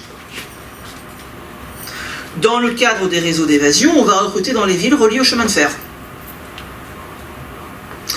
Dans le cas des réseaux de renseignement, on va recruter des agents qui travaillent déjà ou qui habitent à proximité de la cible sur laquelle ils vont devoir renseigner. Ça se fait généralement par observation directe. Soit un agent part avec sa bicyclette, et voilà. Soit il s'agit de quelqu'un qui travaille à proximité des autorités allemandes, dont il va vider la poubelle, ainsi de suite. C'est ce que raconte Gilbert Renaud à Bordeaux notamment. Il a un agent comme ça qui renseigne sur les Allemands sur place parce que l'Allemand en fait jette ses copies dans la poubelle et lui il les récupère le soir. Voilà. Ce qui m'amène évidemment à la typologie. Je vous l'ai dit, il n'y a pas de définition pour l'ensemble des réseaux. On peut employer une métaphore sur laquelle je reviendrai en conclusion, mais je parlais de pragmatisme, et justement la construction d'un réseau d'évasion est le meilleur exemple du pragmatisme et de la créativité des agents sur le terrain. Ils forment ce que j'ai appelé dans le livre et dans la thèse un cycle du sauvetage, qui est divisé en 3 secteurs, qui survivent chacun grâce au soutien constant de la population. Le premier, c'est le secteur de ramassage, dont l'idée c'est de récupérer les soldats égarés. Le second, je l'ai appelé le secteur de transit, c'est-à-dire Paris. Pourquoi de transit ? Parce qu'en fait, les agents arrivent des secteurs de ramassage. La construction du voie ferrée à l'époque fait qu'on passe par Paris. Donc on doit créer des logements, un secteur dans Paris, pour loger les aviateurs en attendant de pouvoir être évacués par la gare d'Austerlitz. Il n'y a pas d'intermodalité entre les gares. Et enfin, le secteur d'évacuation, généralement la frontière avec l'Espagne, dans le cas d'un passage terrestre. Alors, un réseau Bourgogne de la France libre passe par l'Andorre également, et ensuite la Bretagne. Donc, c'est-à-dire en fait 2 fonctionnements d'évacuation qui sont différents, mais qui se rejoignent sur un point. C'est qu'une évacuation réussie, c'est une évacuation qui a bénéficié d'un climat, au sens climatologique du terme, adéquat. Franchir une haute frontière de haute montagne, les Pyrénées en hiver, pas facile. Franchir la mer à partir de la Bretagne, si celle-ci est déchaînée, c'est pas facile. Voire c'est impossible. On a des rapports d'ailleurs assez éloquents disant bon, on a loupé le rendez-vous avec le bateau qui devait nous récupérer plus loin parce que en fait notre navire a chaviré, donc on s'est retrouvé à l'eau, on a dû rentrer, enfin bref voilà. Donc évidemment l'ensemble de ces secteurs sont reliés les uns avec les autres par des convoyeurs, hommes et femmes, qui font des navettes, c'est-à-dire en fait des allers-retours. Pratiquement on passe la journée dans le train, hein. Donc c'est par exemple été le travail d'Odile de Vasselot, par exemple. Mais là il faut bien comprendre que le soutien des réseaux d'évasion au sein du tissu social va être absolument déterminant. Il faut en finir avec une sorte d'idée reçue selon laquelle un aviateur qui est abattu dans son avion saute en parachute gaiement, atterrit sur un terrain qui n'attend que lui, avec un agent du réseau au sol qui n'attend que lui, et que 3 semaines plus tard, il boit son whisky dans le mess de la RAF après une évasion réussie. Voilà. Non. C'est plus compliqué parce que la plupart du temps, les aviateurs ont échappé à la mort et à leur avion en flammes. Ils arrivent au sol en étant blessés, brûlés. Ce qui amènera d'ailleurs les réseaux d'évasion à interroger de manière assez générale les médecins pour être repérés un petit peu. D'accord ? Et là, évidemment, le soutien, et c'est les travaux de Claire Andrieux qui l'ont démontré, le soutien aux aviateurs abattus en France auprès de la population locale, auprès de la ferme, de l'agriculteur du coin, n'est pas à négliger. Il faut être bien conscient que les tirs de DCA sont visibles, les tirs de DCA sont audibles. Personne n'ignore que la peine, si on vient en aide à un aviateur, ça peut être la mort. D'accord ? Et donc, le courage aussi des hommes et des femmes qui ont recueilli les aviateurs, sans être d'ailleurs reliés à un quelconque réseau d'évasion, parce qu'en plus derrière il faut aller les chercher, n'est pas à négliger. Et d'ailleurs ces gens-là ne vont pour la plupart ne pas être homologués. Pour la plupart diront on n'a rien fait. Voilà, bon. Donc, on met en valeur ici, alors la question des logeurs, ici des logeuses, Valentine Desfeller, épouse Ployard, grande personne en charge de l'hébergement et du sauvetage d'aviateurs pour à peu près tout ce que la zone rattachée compte de réseau d'évasion. Donc pour le cloisonnement, non. Encore une fois, elle est chef de secteur pour Bordeaux-Loupiac, elle travaille pour Patoléry, elle travaille également pour Comet, et elle est également engagée dans la voile du Mort, et a priori je pense aussi qu'elle est du côté de l'OCM, puisque j'ai un rapport, là, ici en l'occurrence, d'Edgar Dallandre, donc fils d'Eugène Dallandre, qui était actif justement dans cette là, donc qui est très intéressant parce qu'il montre toute la difficulté qu'il y avait. Ces logeurs sont sur leur fonds propres. Et là, ce qui est très intéressant dans le cas de Valentine Ployard, c'est que son mari est prisonnier en Allemagne. Donc pour vêtir les aviateurs, système D, elle prend les habits de son mari. Voilà. D'ailleurs, d'où la phrase, hein, quand son mari rentrera d'Allemagne, il n'aura plus de vêtements. Évidemment, ça ne suffit pas. Donc elle est amenée à prendre contact avec tout ce qu'elle peut trouver de soutien, parmi lequel Eugène Dallandre, ce qui me permet de dire que là aussi, dans le cadre de la lutte clandestine, nous avons parfois affaire à de véritables boulimiques de la lutte clandestine, puisque Eugène Dallandre travaille avec tout ce que la zone rattachée compte de réseau, ou peu s'en faut. Alors, pour Valentine Ployard, mais comme pour Eugène Dallandre, d'ailleurs ça finit assez mal, puisque Eugène Dallandre est fusillé à Bondy le 27 décembre 1943, et Valentine Ployard est arrêtée le 28 octobre 1943, elle va mourir en déportation. Alors, et là aussi ça permet de glisser ce que doivent parfois évidemment les logeurs au soutien du tissu social et ce qu'il se passe quand ce dernier ne le soutient pas, en l'occurrence. Alors, il y a plusieurs versions différentes, mais l'une des versions a priori les plus convaincantes, c'est que Valentine Ployard, dont le mari est, je le rappelle, en Allemagne, est dénoncée par des voisines, très étonnée de voir arriver des hommes à son logis à intervalles réguliers, lesquels s'en étonnent auprès des Allemands, et voilà. Jalousie. Oui. En tout cas, ça dit des choses, des représentations et d'un certain nombre de soubassements de l'époque. Évidemment, c'est une destinée. Et Valentine Ployard, alors c'est un des itinéraires les plus touchants que j'ai eu à voir, parce que véritablement, en pouvant retracer à partir de son dossier, et je remercie une nouvelle fois le musée de la Résistance de Bondy là-dessus, d'arriver à retracer presque au jour le jour ce qu'elle fait, en fait. jusqu'à sa mort, malheureusement. Donc un cycle du sauvetage, donc oui, également pour se prémunir, ce genre de document.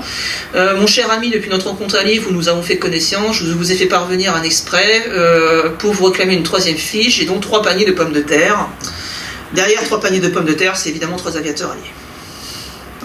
Alors, sachant que la date 18 avril 1944 est très intéressante, puisque ici on est dans le cadre du réseau Bordeaux-Loupiac, c'est le jour où le chef du réseau et Fernand et Céleste Van Aert vont être capturés à Tourcoing. Donc, je vois que je suis un peu bavard, mais on va enchaîner sur les réseaux de renseignement. Donc là, évidemment, on a cette image peut-être parfois des agents de renseignement, Gilbert Renaud, Maurice Duclos, Pierre Fourcault, partis à l'aveuglette et fondant à partir de rien leur réseau. En fait, les réseaux de renseignement, éminemment les premiers, vont bénéficier d'une rencontre opportune avec des groupes déjà constitués. Dans le cas de Gilbert Renaud, on pensera à Louis de la Bardonnie, par exemple. C'est-à-dire qu'on a des groupes en France déjà constitués, qui voient arriver à eux un intermédiaire, qui peut être d'ailleurs tout aussi bien anglais que français, etc. Le sujet ne se pose pas, ou très peu, puisqu'en fait, ce groupe, des groupes majoritairement veulent passer à l'action et n'attendent qu'une chose, c'est d'avoir une liaison avec Londres et le financement qui vient avec. Parce que sans financement, il n'y a pas de lutte clandestine. Donc, les réseaux de renseignement sont le produit d'une rencontre entre des services secrets désireux de revenir en Europe. Le MI6 a perdu toutes ses antennes au moment de la débâcle. Il faut tout reconstruire, et l'ensemble des services de renseignement sont des inventions de la Seconde Guerre mondiale. Le BCRA est une invention de juillet 1940. L'OSS commence en 1942. C'est une improvisation totale. Donc, des agents sont envoyés en France, prennent contact avec des groupes déjà constitués, et qui vont former les embryons du dispositif initial des réseaux. À noter que dès le début, alors peut-être un peu moins du côté du BCRA, mais du côté du MI6, c'est-à-dire les services de renseignement anglais, ont le sexe de la personne qui va prendre en charge le commandement de l'organisation. Les Anglais s'en fichent, à un moment donné, où les moyens, tant qu'ils fonctionnent, c'est ce qu'ils veulent. Donc on a par exemple Alice Gorge, à la tête du réseau Georges France, Gabriele Picabia pour Gloria SMH, par exemple. On a aussi des agents qui se cachent derrière un pseudonyme féminin, François Claude, qui prend comme pseudonyme Madame Claude. Voilà. Donc, ce qui est très intéressant pour aller très vite, c'est la manière dont le recrutement va évoluer. Ça, c'est celui du recrutement du réseau Alliance. Alors, comment j'ai fait? J'ai pris l'ensemble des dates d'engagement des agents, du moins ceux que j'ai pu retrouver. J'ai noté leur date d'engagement et j'ai fait le graphique. C'est aussi une tâche un peu laborieuse. J'en ai fait pour plusieurs réseaux. Donc là, ici, Alliance. Et j'attire votre attention. Vous voyez le noyau initial de février 41, c'est-à-dire au moment où le réseau va se rattacher avec le MI6. On voit ensuite un recrutement finalement mensuellement assez réduit, jusqu'aux années 42-43, où là, le recrutement gagne en intensité. On a grosso modo le même rythme pour un autre réseau du MI6 qui est Jove, où là aussi vous voyez le dispositif initial et évidemment cette période 42-43. Même chose du côté du BCRA avec Mithridate.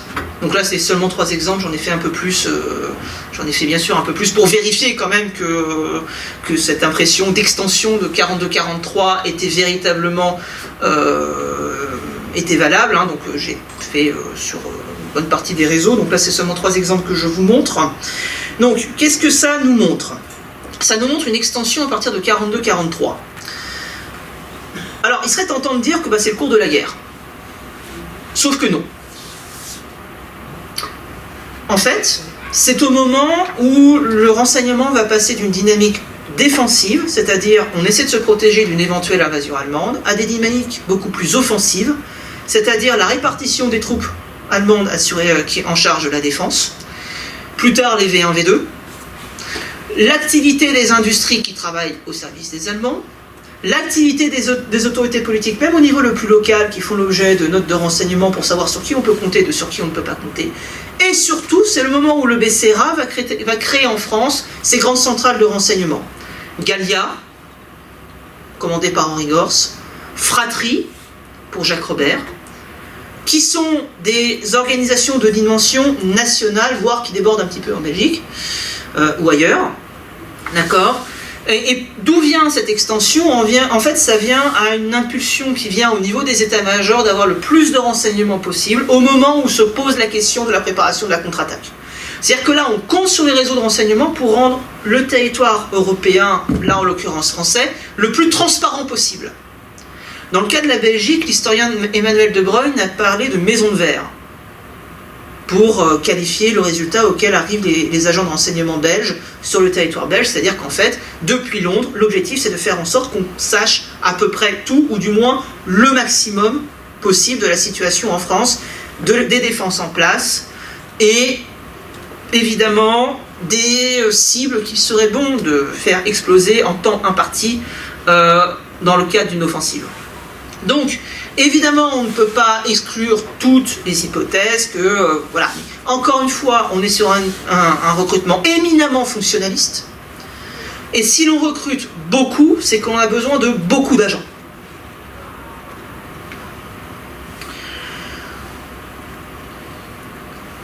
Je terminerai par les réseaux actions. Donc le BCRA et le SOE créent évidemment des réseaux en charge. Alors je ne reviendrai pas, c'est des choses assez connues sur la division de la France en régions militaires, les DMR, les BOA et ainsi de suite. Je reviendrai en revanche sur une caractéristique de ces réseaux actions qui empruntent en fait la forme d'un circuit. Circuit, c'est le mot dans les archives anglaises. C'est un terme où en fait c'est une organisation, plusieurs petites équipes réparties sur un territoire donné, en relation avec un chef qui lui-même est en relation avec son service secret, qui reçoit à intervalles réguliers des cibles sur lesquelles il faut s'occuper, ou bien qui mettent en œuvre des comités de réception. En réalité, du côté des réseaux SOE, des réseaux Action SOE, j'ai distingué une typologie entre 4 missions. Derrière réseau Action, en fait, c'est 4 missions. Complémentaires ou non.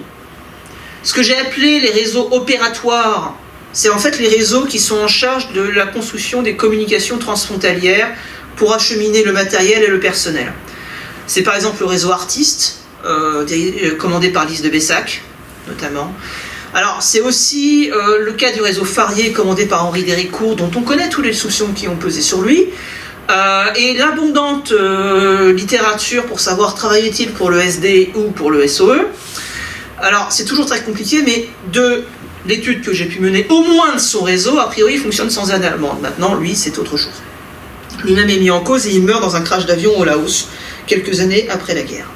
Donc, les réseaux opératoires chargés donc, des communications transfrontalières, sachant que parfois c'est à flux tendu, pour le dire assez clairement. Les réseaux préparatoires, c'est les réseaux qui sont en charge de réceptionner le matériel et de le stocker dans l'attente en fait de l'ordre de s'en servir. C'est-à-dire qu'en fait les Anglais dans leur esprit, vous savez c'est les fameux messages codés qu'on envoie le 1er et 5 juin, le plus connu c'est les vers de Verlaine, les Sanglolons, etc. Mais dans les faits c'est 350 messages qui partent en même temps. Les Sanglolons c'est pour le réseau de Philippe de Vaumécourt, ventriloquiste. Donc les réseaux préparatoires qui ont pour charge donc de stocker le matériel et ensuite de le fournir non seulement aux équipes anglaises, aussi aux maquis, mais aussi aux communistes, puisqu'en l'occurrence, une partie de l'armement des maquis communistes FTPF vient aussi donc du SOE. Ce que j'ai appelé ensuite les réseaux saboteurs, c'est-à-dire théoriquement le sabotage et les cibles A, c'est les cibles qui sont désignées par Londres. Pratiquement, on a aussi des cibles B, théoriquement désignées par Londres, mais la plupart du temps laissées à l'appréciation des agents. L'un des réseaux le plus connus, c'est Farmer, Sylvestre Farmer, dans le Nord, qui a une pratique décomplexée du sabotage. Et enfin, oui, enfin, je veux dire, c'est un très très haut niveau, en termes d'utilisation de l'explosif. Et de destruction et d'attaque, on atteint un très très haut niveau d'engagement, mais ils le payent aussi dans leur chair et dans leur sang. Et enfin les réseaux maquisards, l'occasion d'insister aussi sur les relations entre les réseaux et les maquis, puisque en fait il s'agit des équipes qui sont envoyés notamment au printemps 1944 auprès des maquis. Alors ça peut être des maquis armées secrètes comme des FTPF. Et leur objectif, c'est là aussi de fournir une liaison, d'encadrer, de former les maquisards au combat, de préparer des sabotages. Donc ces réseaux maquisards, on va surtout les voir se développer, notamment en l'été 44. C'est par exemple autour de Castelnau, le réseau Wheelwright de George Starr, freelance dont je parlais tout à l'heure. Donc, autrement dit, dans une dernière question se pose ici. On a beaucoup considéré que l'action était l'apanage de la masculinité, en avançant parfois des arguments pas toujours très convaincants. Alors, on peut lire des choses un peu diverses. Hein. Même dans certains écrits, on lit les femmes sont plus faibles, elles ne peuvent pas faire de la violence. Ouais. Non. Complètement non. Dans les faits, on trouve des femmes dans l'ensemble des réseaux actions du BCRA et du SOE. La plupart sont recrutées en France. Et en fait, on a une sorte de miroir déformant du recrutement à Londres, mais si on regarde le recrutement en France, on a beaucoup plus de recrutement féminin. Rien que le réseau en zone rattachée Action A, 89 sur 1010 agents, avec une moyenne d'âge de 39 ans, et une partie qui meurt en déportation. Les femmes engagées dans les réseaux Action qui ont le plus focalisé la mémoire, pas forcément en France, mais plutôt en Angleterre, ce sont évidemment les femmes du SOE, avec une mémoire sélective néanmoins, puisqu'il ne s'agit pas tant de l'engagement féminin, puisque par exemple les résistantes communistes vont être qu'une sorte de centralisation sur les femmes mortes. En fait, on centralise la mémoire sur les femmes qui sont mortes au combat. Face à Westminster, c'est le buste de l'une d'elles, Violette Chabot, qui rappelle l'engagement des réseaux SOE.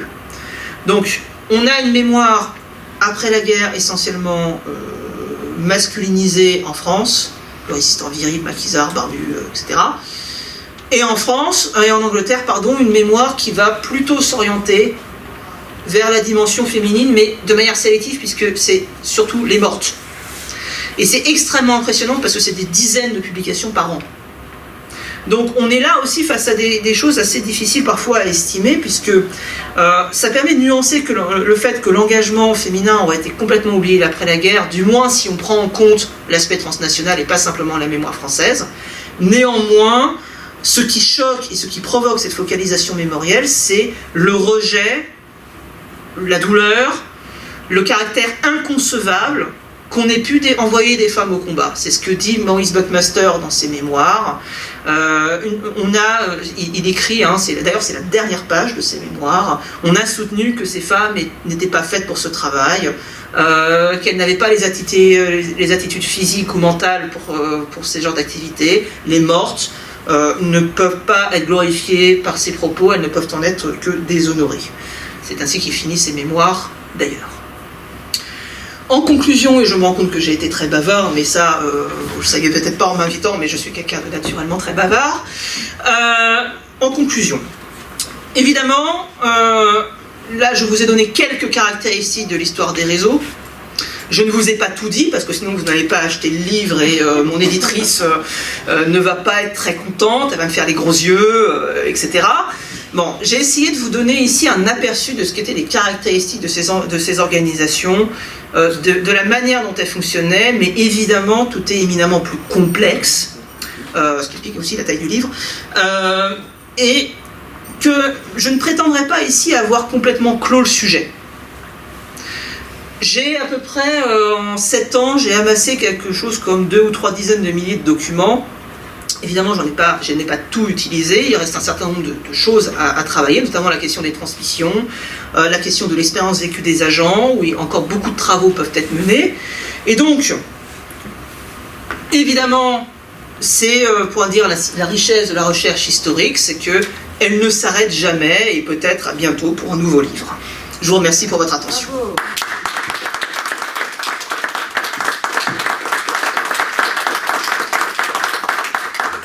Merci beaucoup Guillaume Pollack pour ce passionnant voyage dans l'armée du silence. Et on en sait beaucoup plus évidemment, mais je suis sûr qu'il va y avoir des questions dans la salle. On va d'ailleurs vous demander de lever vos mains. Voilà. Oui, merci pour votre présentation assez large. 2 questions. Est-ce que dans le livre, vous essayez de faire un recensement, ne serait-ce qu'une seule mention, de tous les réseaux homologués? Oui. Et deuxièmement, justement, pour ceux qui n'ont pas été homologués, est-ce que vous avez entendu parler de l'armée des volontaires? Oui. Et de ces différentes entités en province? Et donc, est-ce que vous pouvez dire juste un petit mot là-dessus? Alors, l'armée des volontaires. Oui. Merci beaucoup pour votre question. Alors oui, bien sûr, d'ailleurs c'est tout le sens du premier chapitre où on essaie de balayer un petit peu, avec évidemment une limite, c'est que c'est évidemment dans un format un peu plus réduit que celle d'une thèse qui faisait un peu plus volumineuse, où là évidemment je suis parfois allé un peu à l'essentiel, mais oui, le recensement des 268 y est. D'ailleurs, j'en fais la liste dans les sources, puisqu'en fait, j'ai fait la liste dans l'ensemble des dossiers d'homologation par réseau, évidemment, que j'ai pu consulter. Sur l'armée des volontaires, qui est reconnue plutôt comme un mouvement, mais effectivement qui va pour le coup travailler beaucoup avec des réseaux, notamment à Paris. Alors, il a fourni notamment l'armée des volontaires des effectifs, notamment au réseau d'évasion, et je pense notamment à Bourgogne. Et notamment, surtout des jeunes gens, qui pour des raisons ou une autre sont dispersés. Alors là, comme ça, faire une histoire de l'armée des volontaires de but en blanc, ça va être très compliqué. Mais oui, d'ailleurs, et me semble-t-il, il y a un dossier spécifique sur l'armée des volontaires, notamment aux archives nationales, dans la série 72 AJ peut-être. Il me semble bien l'avoir vu. Voilà. Donc, mais là aussi, ça permet d'introduire une dimension, et je vous en remercie, c'est qu'on a toujours tendance à penser que l'histoire de la résistance est faite et qu'on connaît tout sur tout. Et dans la réalité, et c'est justement, je me permets de rebondir, c'est que l'armée des volontaires mériterait une monographie. Et mériterait une histoire. Peut-être êtes-vous contraint de la faire, je ne sais pas. Mais pour le dire très simplement, et pour reprendre l'expression d'un célèbre historien de la résistance, on sait beaucoup sur peu. Et c'est peut-être une des choses à bien comprendre sur la résistance, c'est qu'on a l'impression qu'on connaît tout, que l'histoire de la résistance, ça y est, on sait tout, on a tout vu, on connaît tous les agents, tous les résistants, ils sont connus. Non. Il y a énormément de travail à faire. Le cas de l'armée des volontaires, et je pense aussi à une autre organisation similaire, c'est les volontaires de la liberté, en l'occurrence, qui est à peu près... font partie de ces organisations dont on attend l'historien ou l'historienne.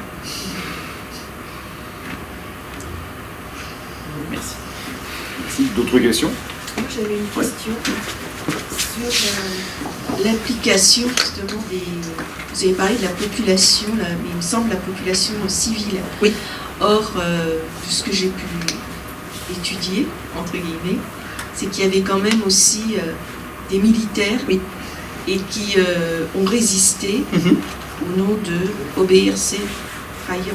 Oui, obéir, c'est trahir. Voilà, qui est un des mots d'ordre de d'officier de l'armée de Vichy, mais qui a été étudié par Robert Paxton, il me semble, notamment. Non, je ne sais pas, mais enfin, je veux dire que dans l'armée, oui, tout à fait, il y avait de la résistance parce qu'ils n'ont pas accepté la capitulation et l'humiliation de la défaite. Et notamment Delestraint, à qui, je crois, De Gaulle a donné l'ordre de rester et de ne pas, justement... s'évader et partir parce qu'il était beaucoup plus utile là où il était et que s'il était parti. Et il en est mort. Oui. Je crois qu'il a été déporté. Enfin, oui, il est en déportation. Et il y a eu quand même... Moi, j'ai étudié plutôt les côtés justement militaires, gendarmes. Il y a quand même eu aussi dans cette catégorie des gens qui ont été torturés et qui sont morts. Robelin, je sais plus, enfin un nom comme ça. Alors, sous la torture. Vous avez tout à fait raison. Déjà parce que, alors pour petite précision, au sein de l'armée de Vichy, il y a aussi les services de renseignement de Vichy, Paul Payolle, voilà. Alors, il y a une historienne qui a fait notamment le SRR, l'histoire du SRR, qui est Claude Dabzat-Epzi, notamment. Alors, oui. Effectivement, le rôle des militaires, je crois de mémoire qu'ils sont 10% au sein d'un réseau comme Alibi, qui est un réseau du MI6. Oui, tout à fait. Maintenant, le recrutement éminemment fonctionnaliste des réseaux va faire qu'on va se tourner dans le cadre de réseaux qui sont extérieurs à l'armée, pour le coup, des réseaux, on pense là aussi notamment aux organisations autour de Paul Payolle, ou Gonsard, ou d'autres. Dans la France libre, on pensera évidemment Honoré d'Etiendorf, polytechnicien en l'occurrence, d'une autre façon Georges Boustou-Noulaco pour Alliance, mais qui là appartient à une certaine culture militaire plutôt conservatrice. Alors encore une fois, la question à mon avis qui que j'ai voulu poser, c'est justement dans l'approche sociologique de la résistance, dans la résistance, c'est que on est résistant parce c'est un club privé dans lequel on entre sur invitation, pour le dire sous une forme de métaphore. Donc en fait, l'approche sociologique en disant qu'il y a tant de pourcents de cadres, autant de pourcents de trucs, autant de pourcents de telle catégorie socio-professionnelle, quelle qu'elle soit, ça nous dit qu'effectivement certaines catégories socio-professionnelles sont contactées, et peut-être d'autres un peu moins. Mais dans le cadre des services de renseignement, et je pense aussi au réseau d'évasion, c'est vrai que majoritairement on va avoir des civils. Exemple, mais l'exemple que vous dites là ici, c'est vraiment, on est sur des modalités d'engagement qui sont vraiment des officiers issus de l'armée, mais qui ne se dispersent.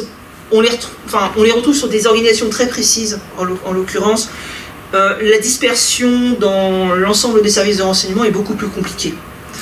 Par contre, le cas des gendarmes sur lequel vous venez d'insister, évidemment, je pense à ces gendarmes de ce petit village, la Sarthe, qui étaient parfaitement au courant qu'un agent anglais venait d'être parachuté, et qui ont accepté bon an mal an l'idée que c'était un neveu qui était en voyage.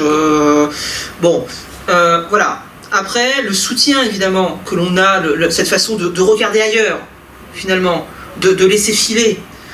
On pensera évidemment aussi aux officiers de police, notamment dans le réseau Ajax, par exemple, qui est un réseau de fonctionnaires de police, qui s'efforcent de prévenir les arrestations. Mais encore une fois, j'insiste véritablement sur cette dimension très fonctionnelle de l'engagement résistant, c'est qu'on est recruté pour une mission précise, mais parce qu'on est apte à la remplir. Le soutien, je veux dire, voilà, demander à un agent de s'introduire dans l'arsenal de Toulon, par exemple, c'est beaucoup plus compliqué que de trouver quelqu'un à l'intérieur de l'arsenal de Toulon, où là, la personne est déjà sur place. Vous voyez ?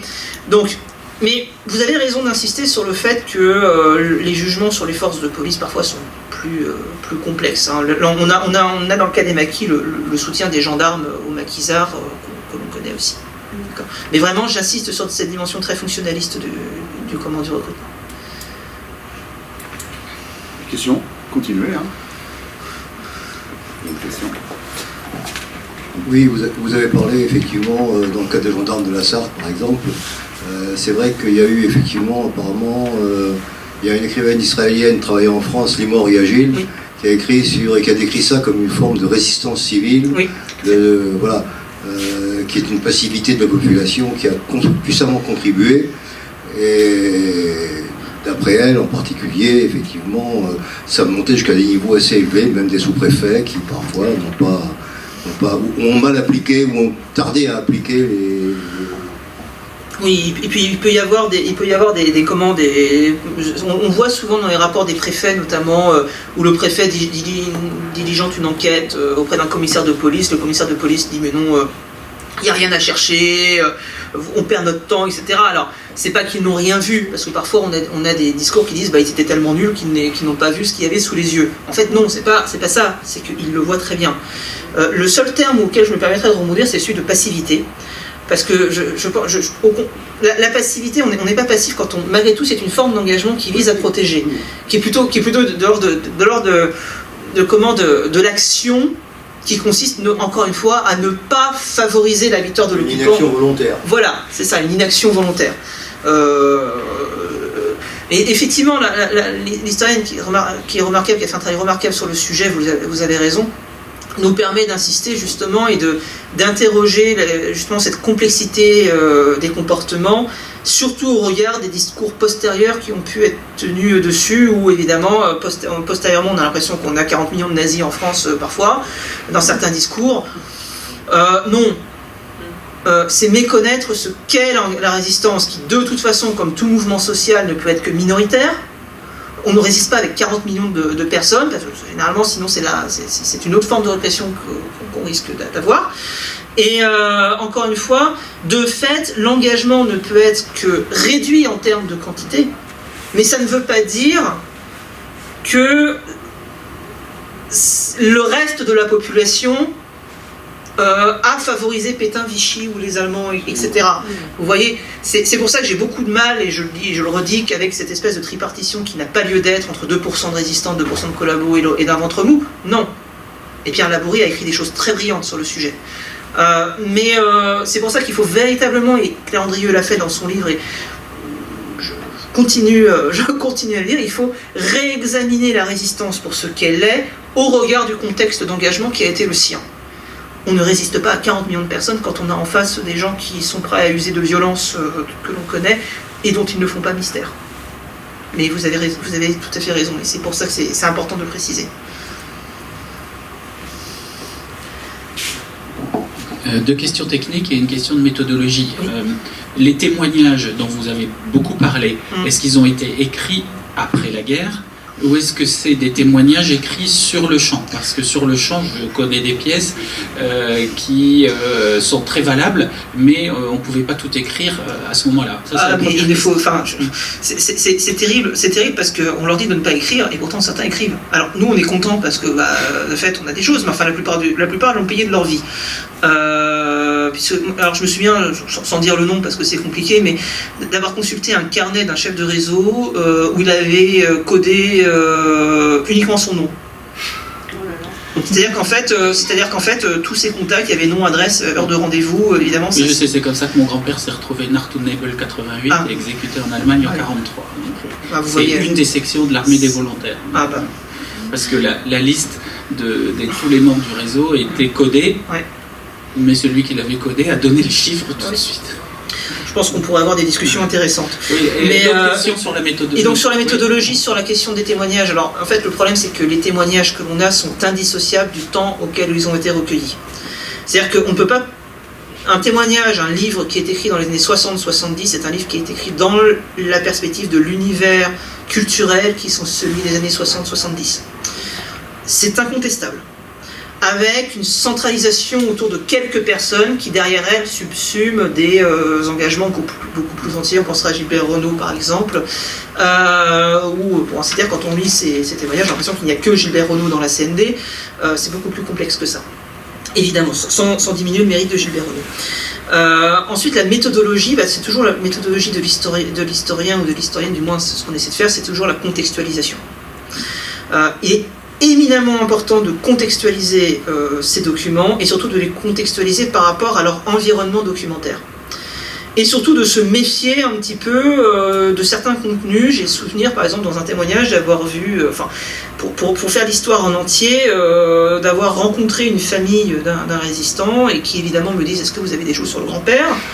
Je cherche et je trouve dans un des témoignages qu'il est accusé de trahison et qu'en plus le témoignage est en ligne. Sauf que, en fait, la contextualisation là, la compréhension de ce témoignage est indissociable de ce que l'on sait de la répression du réseau, qui a été une répression absolument terrible, que ça laisse des traces. Et qu'à la libération, tout le monde recherche des coupables. Tout le monde. On a des procès entre résistants, on a beaucoup de choses qui se passent. On a des amicales et des discussions un peu vives, des polémiques où on a des procès. Certains résistants de la même organisation sont témoins de la défense, d'autres témoins de l'accusation. Donc en fait, tout cela est indissociable du fait que les réseaux ne sont pas sortis de la guerre. Et je ne pense pas qu'on sorte de la guerre au sens où on arrête et on passe à autre chose. L'engagement, il a atteint un tel niveau d'intensité que de toute façon, vous vivez avec jusqu'à votre dernier souffle. Et voire après, la descendance vit avec, et ainsi de suite, ainsi de suite, ainsi de suite. Un certain nombre d'agents ont publié d'ailleurs juste avant de mourir. Je pense à, d'ailleurs, comment il s'appelle, Georges Boussine par exemple, 82 ans, qui publie ses mémoires à 82 ans. Plus on s'approche, plus le temps passait, plus ils ont voulu évidemment marquer leur engagement. Mais c'est indissociable de tout ça en fait. Et c'est indissociable dans le cadre de l'armée des volontaires, alors sans évidemment de la violence qui a été aussi la lutte clandestine. Pour des gens qui ont pris finalement face à eux des spécialistes de la traque qui n'avaient pas spécialement de problèmes philosophiques à torturer les gens et à faire souffrir et à exécuter le plus de gens qu'il le fallait tant qu'ils arrivaient à leurs objectifs. Et tout ça a pesé dans la construction des discours postérieurs. Puisque évidemment, quand vous êtes passé dans la baignoire, quand vous êtes passé sur la chaise, dans les camps et ainsi de suite, vous n'en revenez pas intact. Et donc l'ensemble du témoignage se nourrit de cette expérience, en fait. Et donc il faut le savoir, il faut le savoir, véritablement. Ce qui ne veut pas dire qu'il faut rejeter les témoignages, ça veut dire qu'effectivement chaque discours doit être analysé pour ce qu'il est. Voilà. Qu'il soit publié ou qu'il soit dans la série 72 AJ des Archives nationales, qui est très riche, mais qui évidemment pose l'ensemble de ces phénomènes d'interprétation. Alors, dernière question, parce que je ne veux pas monopoliser la parole non plus sur un seul cas, mais globalement, on voit très bien dans les graphes de recrutement que ça décolle à la fin de l'année 42 et que c'est vraiment très important en 43 et début 44. Dans toute la liste des entités policières et militaires allemandes, y compris le contre-espionnage, pour la répression de la résistance, à partir de quel moment, premièrement, ils utilisent la torture de façon systématique ou disons générale, parce que là-dessus, il y a beaucoup d'historiens, j'allais dire, de petits salons provinciaux ou locaux qui ont écrit tout et n'importe quoi là-dessus. Et deuxième, quand je dis des historiens, c'est pas de votre qualité académique. Hein. Vous voyez ce que je veux dire. Et deuxièmement, vous n'avez pas cité d'ailleurs dans la liste le Sicherheitspolizei à côté du SD, mais c'est un détail parce qu'eux, ils ont été quand même efficaces sur certains réseaux et ils se faisaient concurrence entre l'AFR, le SD et le ZIPO. Mais donc, à partir de quel moment ils utilisent de façon massive la torture, et est-ce qu'il n'y a pas une espèce de faible répression pendant les années fin 40-41 et on commence seulement à l'été 42 à avoir vraiment une application délibérée et organisée de la répression? Je vous citerai un exemple que connaît bien la Fondation de la France Libre, je le suppose, Honoré d'Étienne d'Orve, fusillé en août 41. On a au SHD, sauf erreur de ma part, une photo où il est sous bandage et pansement et ainsi de suite, parce que voilà.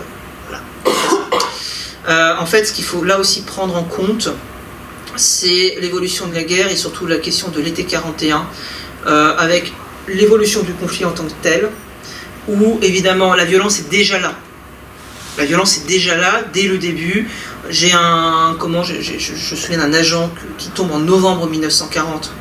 Enfin, déjà, il survit 3 mois à Paris en novembre 1940, ce qui est déjà... voilà.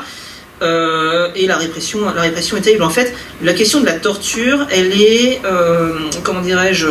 inséparable d'une idée, c'est qu'on ne torture pas pour tuer, on torture pour faire parler. Mais l'idée, c'est de faire parler. Et donc, le tortionnaire, alors notamment, je me suis beaucoup appuyé sur les travaux de Françoise Sironi, qui a travaillé sur la relation entre bourreau et victime. Leur idée, c'est de faire parler. Et donc, en fait, si pour faire parler quelqu'un, il faut le détruire physiquement, ils le détruiront physiquement. Mais l'idée n'est pas de tuer.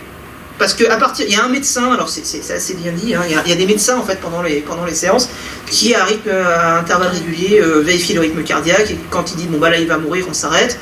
Bon, certains meurent quand même, mais quand il va mourir, on s'arrête, ça s'arrête. Pour certains autres interrogateurs, la pression psychique va suffire. Mais en fait, tout dépend de ce que les uns et les autres pensent que peut supporter la personne qu'il y a en face. Qu'est-ce qui peut briser un individu ? J'ai un cas où ils n'ont pas besoin de torturer l'agent, ils mettent son épouse contre un mur en lui disant bon bah tu dénonces ou alors on la tue devant toi en fait. Il y a d'autres qui prennent en fait l'agent, qui l'amènent dans une salle, ils le font assister à une séance de torture et maintenant tu veux y passer. Voilà. Il y a des fois dans le cas il y a une dimension extrêmement virile parce que par exemple pour peu que s'exerce la domination et l'influence de l'interrogateur, du tortionnaire, disons les choses, sur la personne qu'il y a en face, l'important c'est d'exercer l'influence. Et à partir du moment où l'influence est exercée, que la personne pense savoir comment on va pouvoir faire parler cette personne, on met en place la procédure. Dans le cas des hommes et des femmes, la pratique du viol. Dès 41. Alors moi j'en ai alors pour la pratique du viol, moi j'en ai documenté en 42-43, mais vous savez c'est extrêmement difficile d'avoir. Il y a plusieurs choses en fait qui vont rentrer en compte. C'est que dans les archives allemandes, vous avez concrètement motif du décès, crise cardiaque. vous avez, non, enfin, c'est une des raisons, mais bon, vous avez également, comment dirais-je, enfin, je veux dire, il y a un sténo, mais il ne prend pas en note, on est en train de lui arracher les ongles. Par contre, ce que j'ai pu consulter, c'est notamment des textes de médecins qui récupèrent derrière les personnes qui notent les sévices, alors un tel à la jambe cassée, un tel à d'autres sévices. Des agents eux-mêmes ont pu raconter. Alors là aussi, évidemment, ça interroge parce que on voit bien que certains témoignages se nourrissent les uns des autres, mais véritablement, ce qui est très intéressant et terrible, évidemment terrible, puisqu'on est face à des gens qui, quand ils répondent, quand ils expliquent ce qu'il s'est passé, quand ils se retrouvent dans leur interrogateur, ils le vivent encore dans leur chair. Ils en portent encore les marques. C'est ce que Françoise Sironi l'a dit, hein, ces gens-là, à propos de ceux qui ont été torturés, ces gens-là ne sont jamais en paix. Donc, PTSD. Évidemment, c'est pour ça que, si vous voulez, je pense qu'il va être très difficile d'établir une chronologie. Et quand bien même on y arriverait, est-ce qu'on irait dire que parce que les Allemands torturent moins en 40-41, c'est qu'ils sont moins violents en 40-41 et que donc d'autres facteurs les font devenir violents, etc. 40-41, enfin 1941 surtout, c'est le moment où sur le front de l'Est, on entre dans les villages des villages japonais et on tue les juifs qu'on trouve dans les circonstances que l'on connaît. Donc cette violence, en fait, elle est là. Elle est de toute façon là. Mais la mise en œuvre de la violence va obéir évidemment à des objectifs: détruire une organisation, détruire ses liaisons, faire parler un agent homme ou femme, et comment on le fait parler. Et là, c'est vraiment des perceptions, il faut vraiment arriver au niveau, je dirais presque de l'intime, même si c'est pas évident, de la situation pour essayer de recontextualiser. Je vous avoue que sur de manière très, très ferme, je ne suis pas sûr qu'il soit possible d'établir une chronologie, ni que ce soit véritablement significatif. Mais c'est vrai que c'est des choses qui se discutent. Merci. Il faudra peut-être... Effectivement, passer à la partie suivante, ce qui sera la rencontre avec vous pour la dédicace. Hein. Je pense que dans la salle, beaucoup de personnes souhaiteront avoir cet ouvrage que vous n'avez pas encore, donc on en est certain, ou quasiment. Vous êtes parmi les premiers à l'avoir. Voilà, mais encore une fois, évidemment, merci pour cette conférence passionnante. Merci Guillaume Pollack. On va vous applaudir à nouveau.